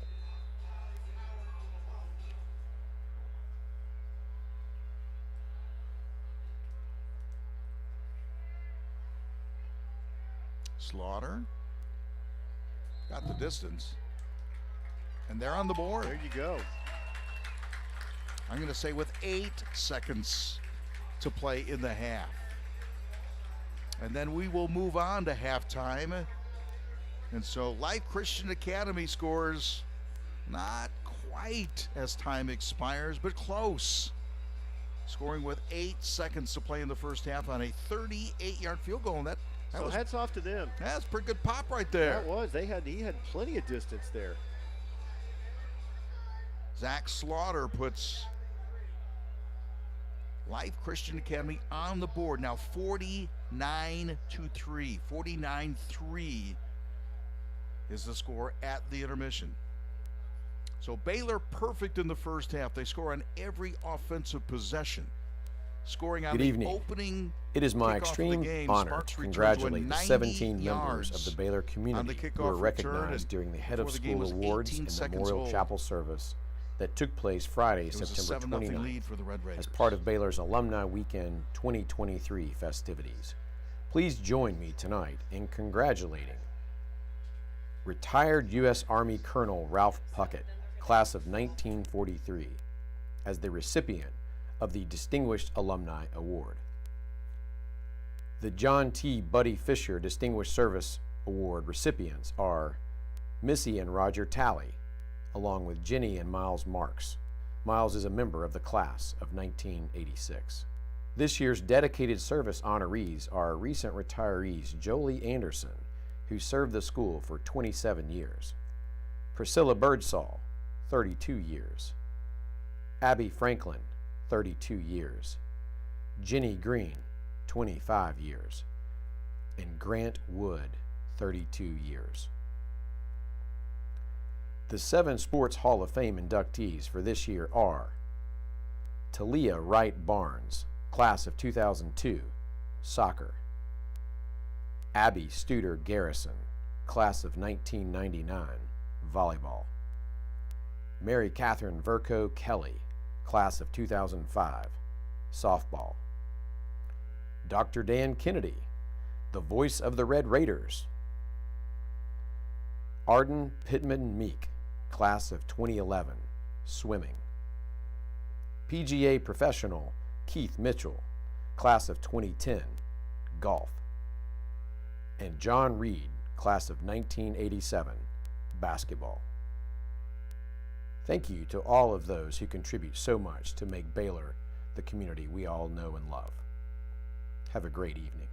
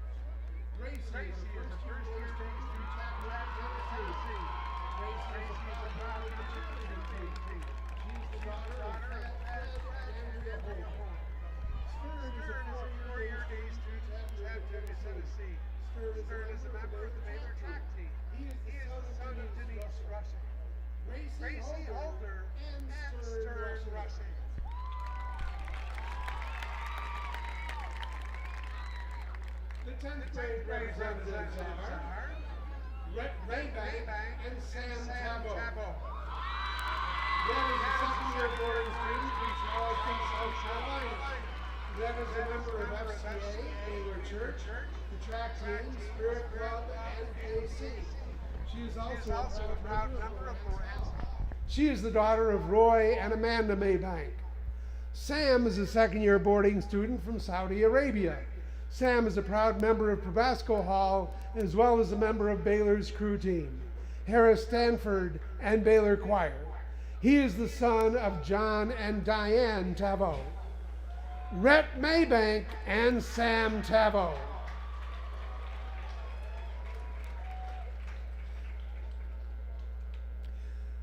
Your 11th grade representatives are Francie Raleigh and Will Buell. Francie is a 3-year boarding student from Atlanta, Georgia. Francie is involved in lacrosse, Red Circle, Boarding Admission Council, and a proud member of Lawrence Hall. She is the daughter of John and Jennifer Raleigh.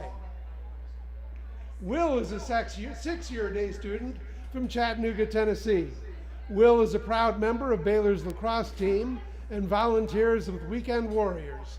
He is the son of Ed and Sarah Buell, Francie Rollet, and Will Buell.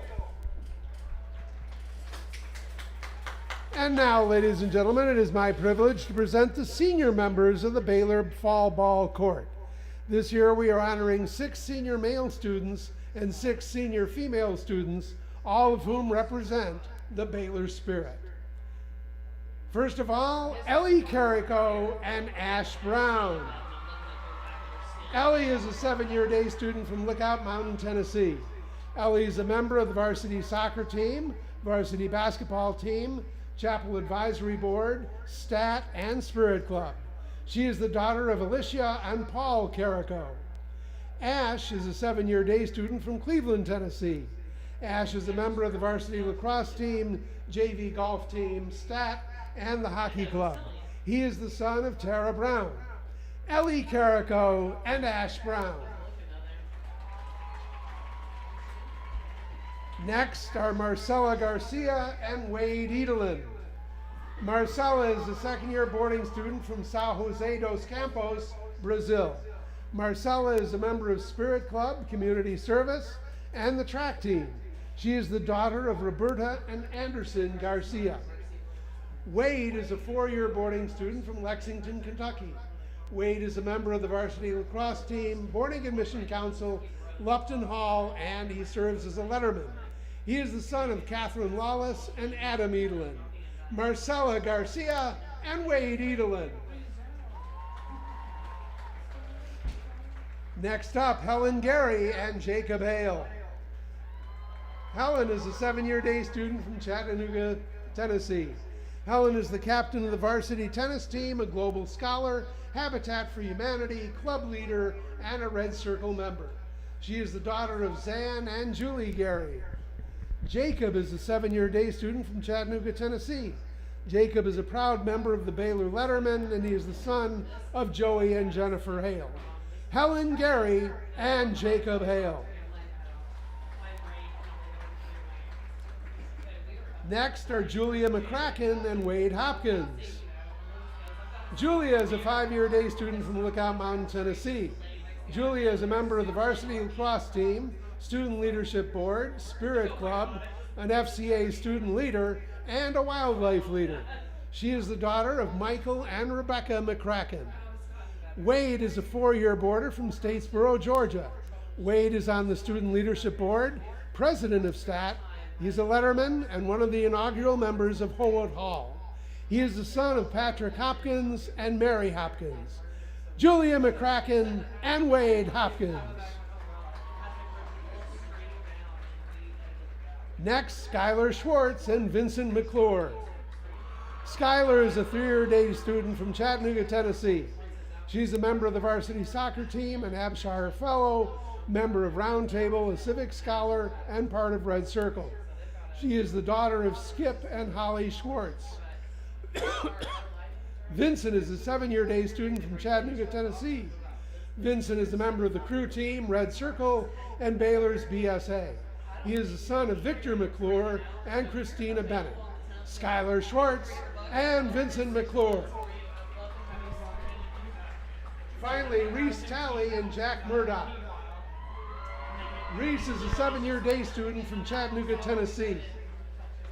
Reese is the captain of the Baylor cheerleading team, stat president, and a member of Red Circle and Spirit Club. She is the daughter of Missy and Roger Talley. Jack is a 7-year day student from Signal Mountain, Tennessee. Jack is a member of the varsity lacrosse team, JV golf team, Spirit Club, and Red Circle. He is the son of Mike and Susanna Murdoch, Reese Talley, and Jack Murdoch. Those are the candidates. The senior fall ball king and queen will be announced at the dance tomorrow night. Please join me in congratulating our class representatives and the senior fall ball court.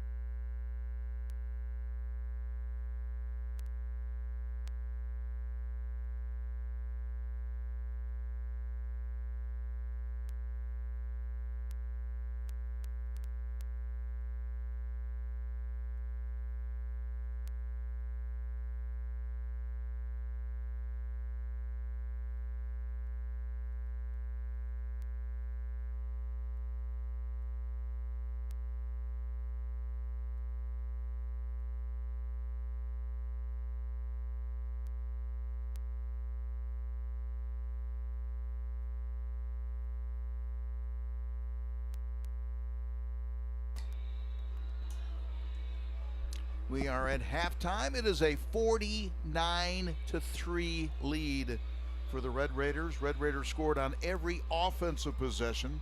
Scored on the opening kickoff of the game. Cam Sparks went 90 yards on a kickoff return 18 seconds into the game. Baylor gets on the board at the 11:42 mark, make it a 7-0 lead. Muschamp hits Amari Jefferson, 7-yard touchdown pass. That made it 14-0. Muschamp to Rastelli at the 8:42 mark of the first quarter. That made it 21-0. Briggs Cherry comes in at quarterback, throws a 24-yard touchdown pass, 28-0. Mills Knight, 24-yard touchdown run. That made it 35-0. TJ Fields pick 6. That made it 42-0. And another touchdown. You see, we are going to have a moving clock. Cody Davenport rushed 21 yards for a score. That made it 49-0. And then Life Christian Academy, Zach Slaughter kicks a 38-yard field goal with 8 seconds to play in the half. That makes it 49-3. 49-3. And that's where we are. And if you're Baylor, Jim, mission accomplished so far tonight. Create your own emotion, check. Create your opportunities, check. Special teams, touchdown to start the game, and interception for a touchdown, and multiple touchdowns from your offense. I was going to say, don't let the Eagles hang around. They didn't do that. They did not. I bashed them early on.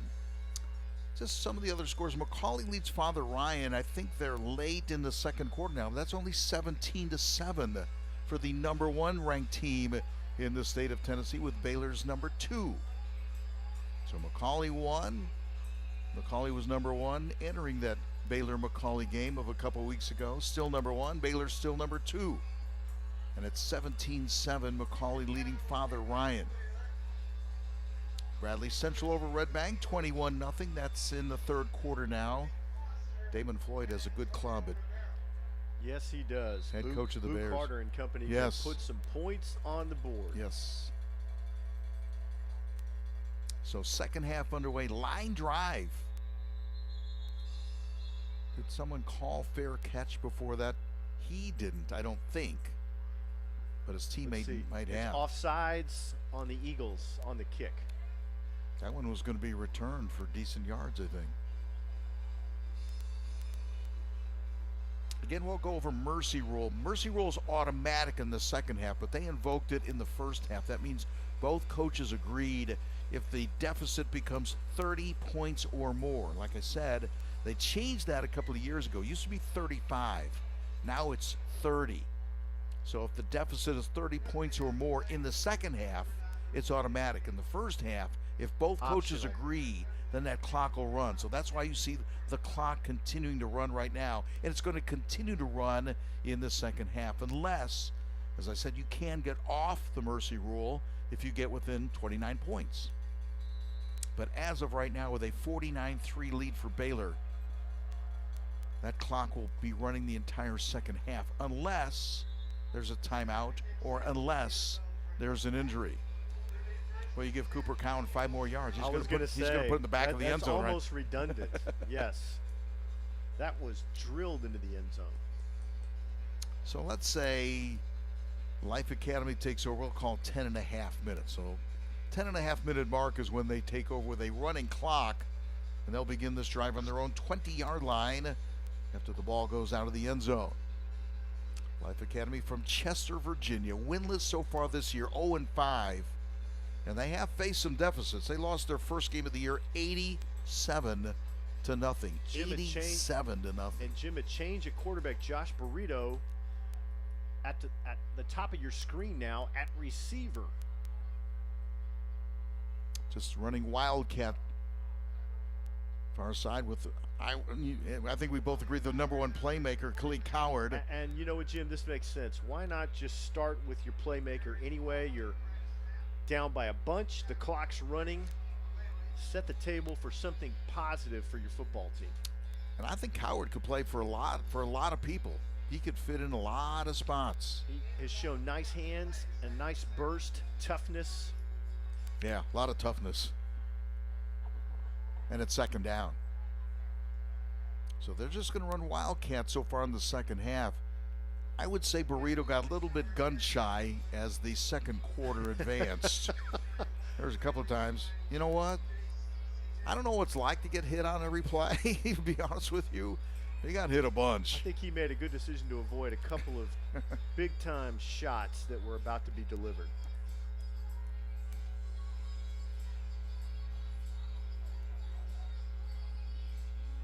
And again, gives Eric Kimmery and company a chance to get some other players in there, get them some reps.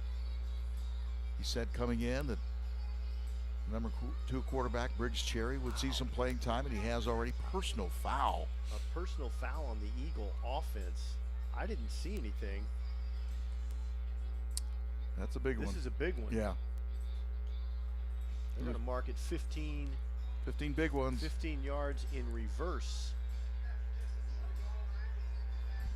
So the Eagles with some problems just running their offense. You make them climb that 15-yard hill. Doesn't make it any easier. A little bit of a high snap. You see his speed. Coward goes wide and breaks a tackle right there. And then hit out of bounds around the 26, 27-yard line. Substantial gain there. Clock continues to run. Runs via the mercy rule if you're just joining us. We appreciate you joining us. 2 more home games to finish out the season. So we'll be here next week as well. Taking on the Big Red of Montgomery Bell Academy. And then the Fighting Irish of Knox Catholic the following weekend of that. So 2 more Fridays. And then if there's home games in the playoffs, we will cover that as well. So we'll have the Baylor games, home games, throughout the playoffs. And I was one of those, like everyone else, looking ahead to that, Braves-Dodgers series. So I can't speculate that maybe Baylor and Macaulay would meet again at Finley Stadium. A lot of people have said that. A lot of people hoping for that. Yeah, it'd be fun, no question. So not always with the Wildcat run, throwing the pass far side, picking up a first down. So overcoming that major penalty, moving it across the 35-yard line, and then someone said something late. Looks like 73 involved in some extracurricular. That was a nice pass that time from Coward to Jeremiah Rogers. It's going to be wiped out with this penalty. Yeah, it might have been the big 6'6" junior, Olaf Tillman.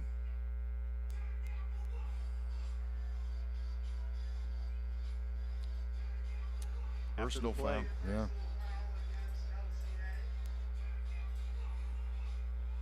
So they've overcome one big penalty. Jim, your team's down 49-3. As a coach, you need to get a handle on this. Personal fouls are going to do nothing but put things in reverse like we see here. Yeah, the first real success on a drive that Life Christian has had so far tonight, putting together a couple of first downs and overcoming a personal foul penalty a moment ago. NFL teams can't do it twice on one drive. Not on the same drive, yeah, no. Almost impossible. Going Cat. Cowan reverses the field, being chased. Throws it on the run, off the hand, and incomplete. Nice spin move. Wanted Antonio Rivera on the cross. Just not quite enough time for that pattern to develop. Yeah, Rivera coming out of the backfield. 5'7" senior, running back most of the time, receiver on that particular play, but well, you can see Cowan able to extend the play with his shiftiness. A nice spin there. Yeah. Didn't quite get his hips squared up for that football, to throw that football. But surprising arm strength. Eagles have to get to the 30, across the 32 to near the 33 to pick up a first down.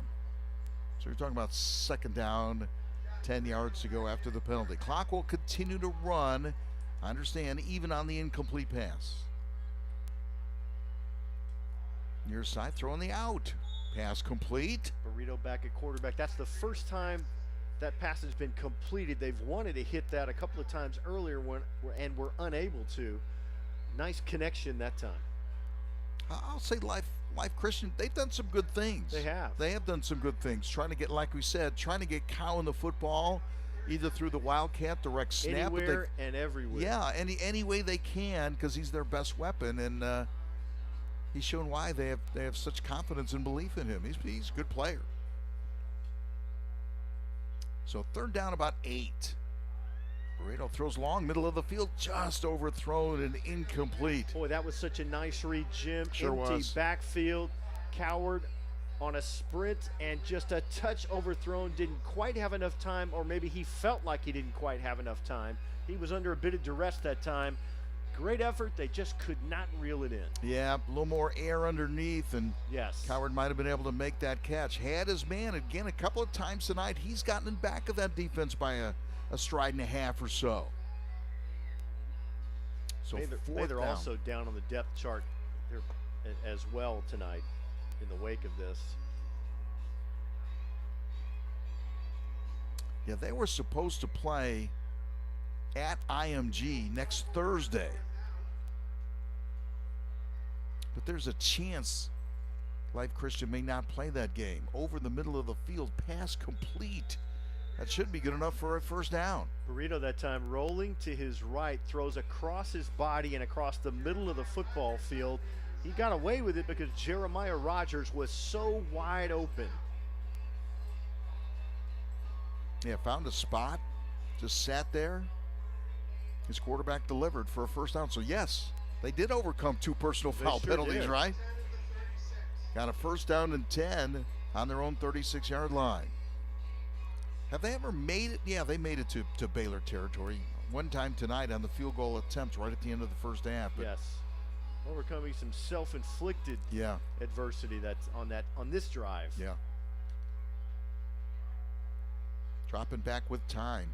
I keep waiting them to set up a screen. I thought they were going to do it that time. And he takes a hit and dives forward and picks up a yard across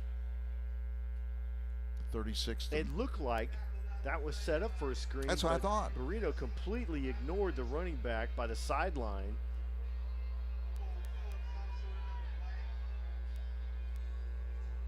Obviously a quick moving 3rd quarter, with Baylor jumping out to a 49-0 lead, and then LCA scoring on a field goal, obviously, in the final couple seconds of the 1st half. 2nd down, about 8. Burrito, not the biggest guy in the world, 6'2", junior. They say the ball was on the ground at no fumble. Yeah, that was the question. Everyone's scrambling for a football. And Xavier Brown in the mix a little bit, receiver. We've seen him on both sides of the football tonight. Mm-hmm. So spotted at the 41-yard line. It's 3rd down and 5.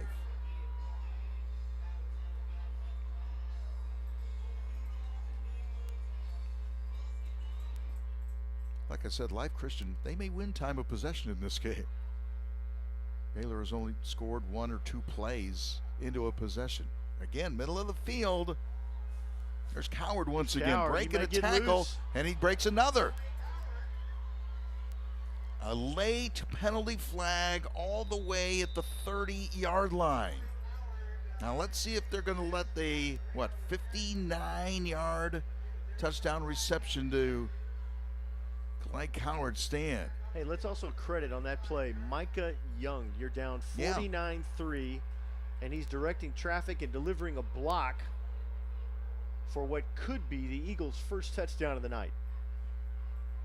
Holding call. I think that occurred way in back of the play, and maybe a block in the back as well. So yeah, there's 2 penalty flags. I didn't Yes. see the one all the way near the line of scrimmage.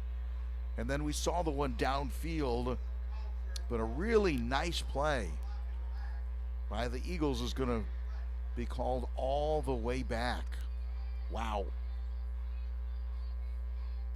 So they had it on the 41-yard line when that play began. So from the 41, move it all the way back to the 31-yard line. And Jim, forget the yardage. You took 7 points off the board, and now you're at 3rd and half an acre to convert On and the just first, to keep the football. on the first play of the 4th quarter. Yes. So the third quarter with that running clock. Third quarter comes to an end on the mercy rule. So we had no scoring in quarter number 3. 49-3 will be the score entering the fourth quarter. Baylor scored 42 points in the first quarter. 42 in the first, 7 in the second, none in the third. For Life Christian, they kicked a field goal, a good-looking field goal, 30-plus yards, right at the end of the first half with about 8 seconds to play in the first half for their only points of the game. Zach Slaughter, 38-yard field goal. So we'll flip the field, get the fourth quarter underway, and again we'll have a running clock in the fourth quarter as well on the mercy rule.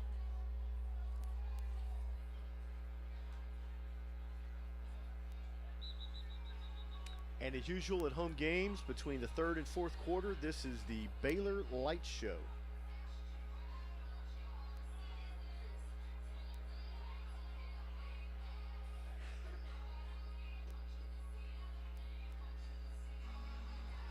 That's a good look.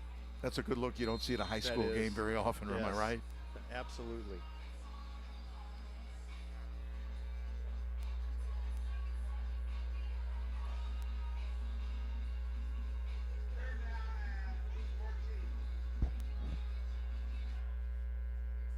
Right, a 3rd and 4 becomes a 3rd and 14 after the penalty. Dropping back, being rushed from the outside, dumps it. Is that a catch? If it is, it's not enough for a first down. I'm not sure. They're going to say incomplete. A little short hop, I guess. It looked like Coward trapped it that Yeah. time. Nose of the football hit the ground before his hands did.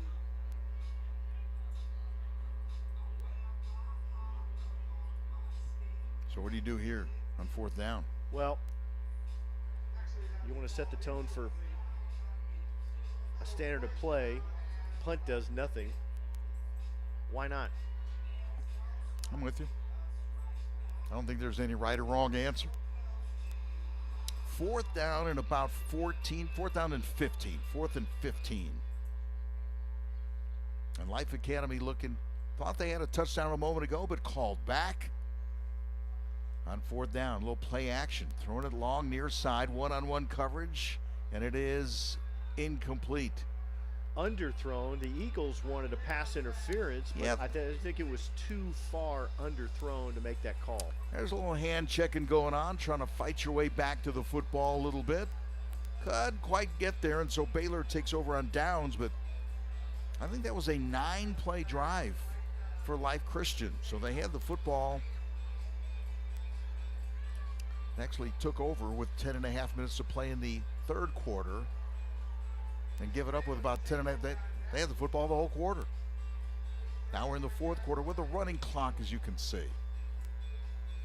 And that's the mercy rule of a 30-point or more deficit. Baylor takes over on the 31-yard line.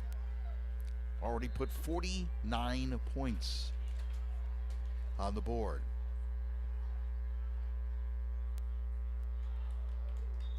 Near side and incomplete. Briggs Cherry looking for Cody Davenport that time on the screen. I was going to say. Sorry, excuse me, Damian Sparks. Yeah, for Briggs Cherry, only saw a series or two, didn't he? Wanted to get him a lot of playing time, but going deeper, a little deeper in the depth chart right now.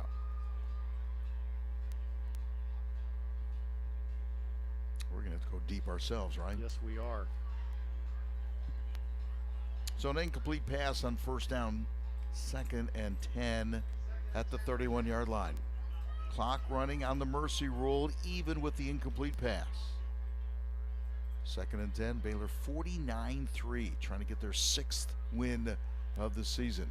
Swinging out the pass. Ooh, that was dangerous for just a second. Boy. Pretty good job by the cornerback breaking on the football. Yes. One more step and it would have been a different story, right? Alexis Leclerc in at the slot that time, and the Eagles smelled that out beautifully. Leclerc in, and Lars Corthal also in at the receiver on the right side, top of your screen on that play. And Keaton Whaley, the sophomore in at running back. He gets the call. Hit at the line of scrimmage and then driven back and lost a couple of yards on that third.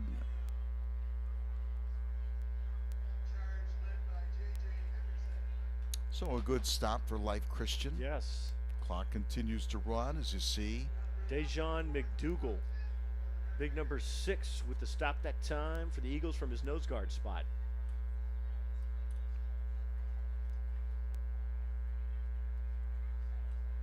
Damian Sparks Jr., quarterback.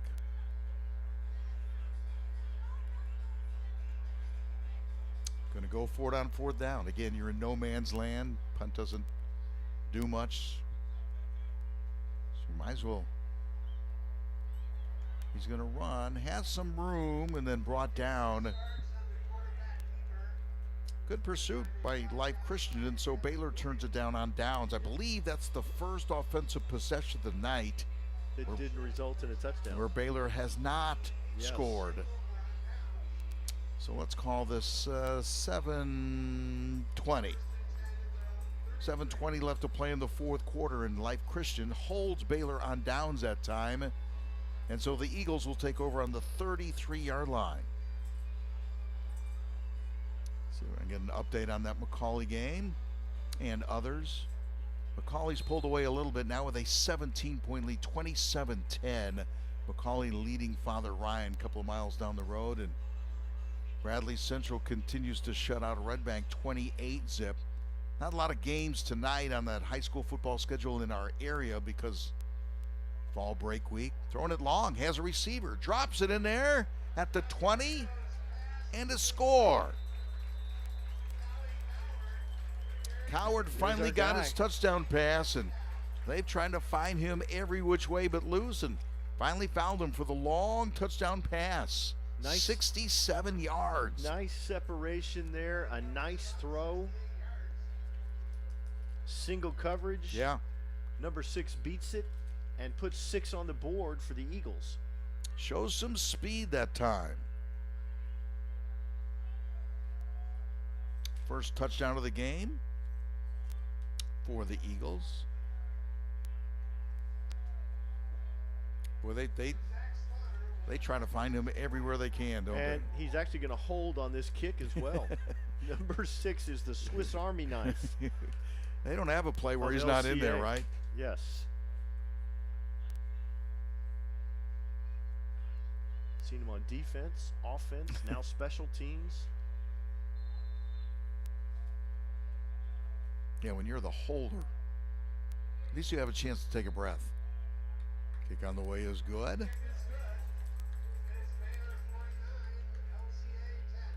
So 49-10 with a running clock. This may be the last possession of the night. It's weird when you're used to the clock stopping and starting just to have it run like that. Yes. And it's running like that because of the mercy rule, because of a 30-point deficit is the TSSAA rule. In the second half, as we mentioned, the mercy rule is automatic. We started the mercy rule in this particular game in the first half. Wasn't in the first quarter, right? It was the second quarter. Second quarter. They invoked the mercy rule, and that could occur if both coaches agree. Beforehand. Yeah. Right. If they say in their meeting before the if this happens, It's do you want to run the clock in the first half? It's obvious they had that conversation. Yes. And if did happen. Yeah. Yeah. early and often. You score 42 in a quarter. It was 42 to nothing. That's a game's worth. At the end of the first quarter. Nice spunk by the Eagles on that drive. Nice to see number 6 get in the end zone. He's been everywhere tonight. Had an earlier touchdown wiped out by a penalty, so a little something positive for the Eagles to take with them on the way back home. Yeah, Coward and this group plays hard. I'll say that. I'll give them a lot of credit. Plays hard. It's 49-3. You're still playing hard, taking a pop, whatever it is, run down the far sideline, getting open with a good burst of speed. Yeah, you need to be rewarded for that. So with under 4 minutes to play in the football game, Life Christian Academy out of Virginia will kick off to Baylor. They're going to onside kick right here. Baylor's got them stacked up 10 yards away, just in case. Just in Yes, case. they Yeah, are. going onside. Oh my gosh. Here's What they were a offside. pop.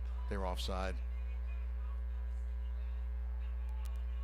See that flag? You can't see it well, but it's resting right at the 40-yard line. So no matter what happened on the play, aside from the hit. Ryland Jesse, the freshman, welcome to high school football. Took one heck of a pop and held on to the football. Yeah, that'll get you some congrats in the film room. Take a slug. Still hang on. Less than. And that's one of those. I see the train coming. Yes. I can't do anything about it. So enjoy the contact. Is that what you're saying? and make sure you at least hold on to the football. Yeah, that's first and foremost. I think we got the delay game going on right now. 2.5 minutes remaining because we're in the mercy rule here. Baylor has not scored in the second half. Scored 42 in the first quarter. Right, 42 points in the first quarter. 7 points the rest of the way. Led 49-3 at halftime. Didn't score in the third quarter, and as you could see, just over a couple of minutes left to play. I don't think anybody's in a particular hurry.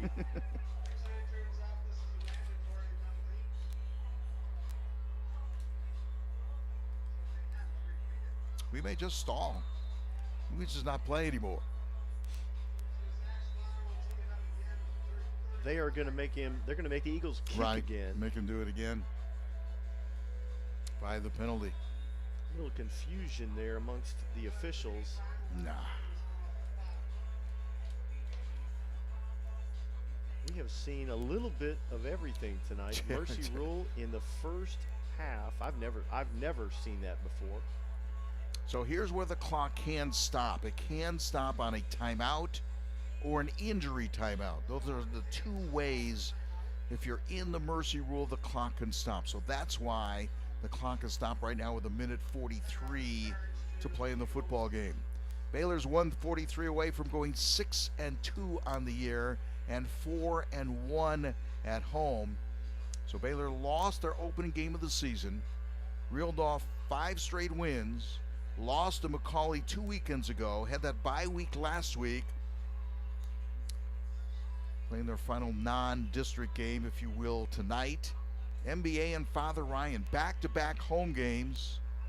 MBA taking on the Big Red next week, and then taking on, I should say, Knox Catholic. Knox Catholic, final game of the season, of the regular season here at home.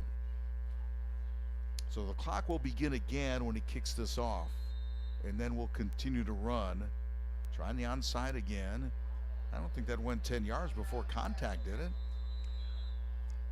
But There was definitely contact. there was contact. I think the contact I think occurred the at the contact 9-yard mark. happened. Yeah. To be honest with you. But Baylor recovers, and so that means the clock will start cranking up or winding down, depending on your point of view. So the Red Raiders will begin let's call it 1:15 left to play in the fourth quarter. First down and 10, and they'll begin at the 45-yard line with a minute remaining in the football game.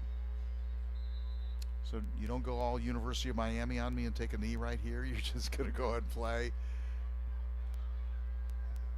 Throwing, putting it up in the air, overthrown and incomplete. Had a receiver middle of the field, couldn't quite hit the tight end that time. A little bit fortunate because a lot of times when that pass is overthrown, it's in the arm of a defensive back somewhere. And it looks like the Eagles have called a timeout.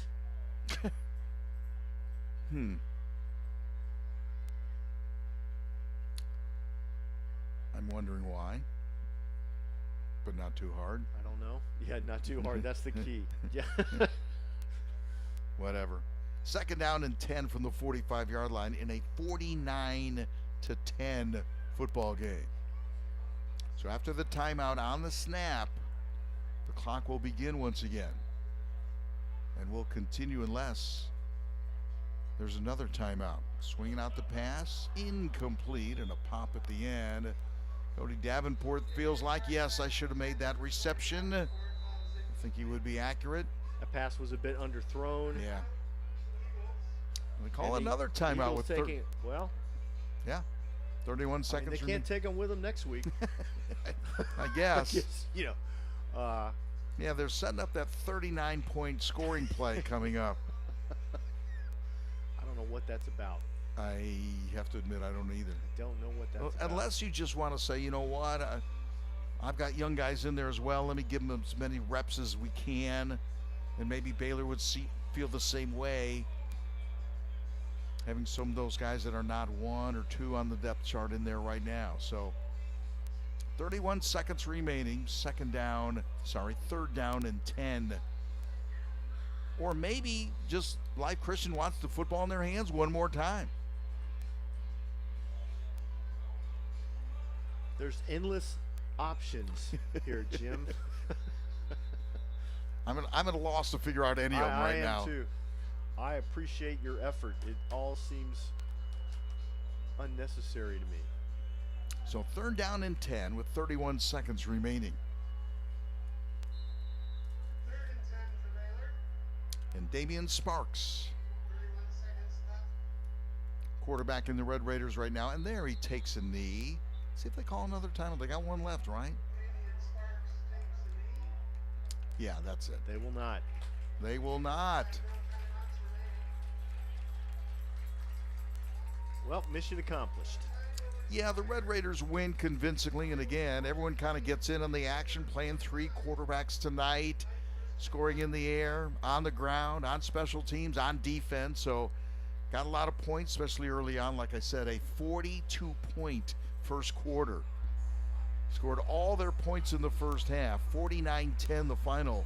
So Baylor improves to 6-2 overall and will be at home for the next 2 against NBA next Friday night, and then Knox Catholic 2 weeks from tonight.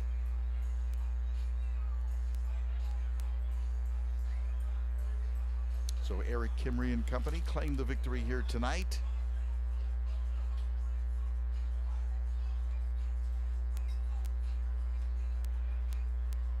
So again, a good game, and Baylor just kind of went out and did what they were supposed to do, I thought.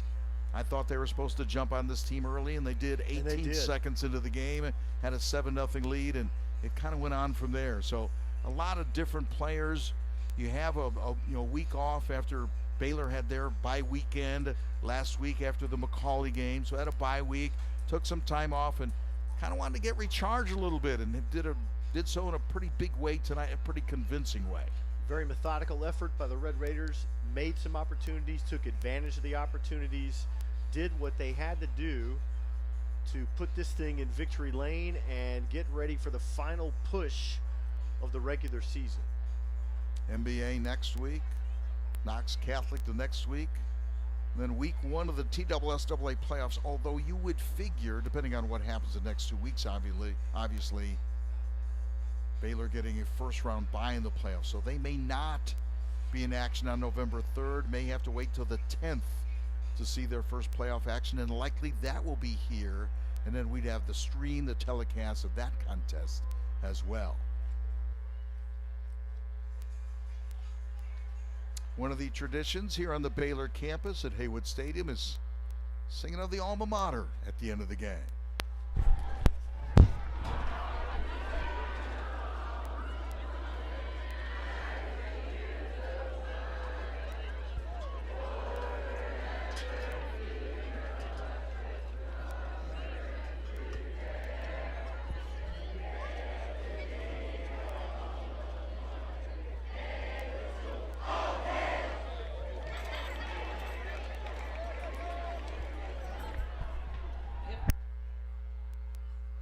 So get ready for next week. It'll be Montgomery Bell Academy, the Big Red next week, and then 2 weeks from tonight against Knoxville Catholic. NBA next week.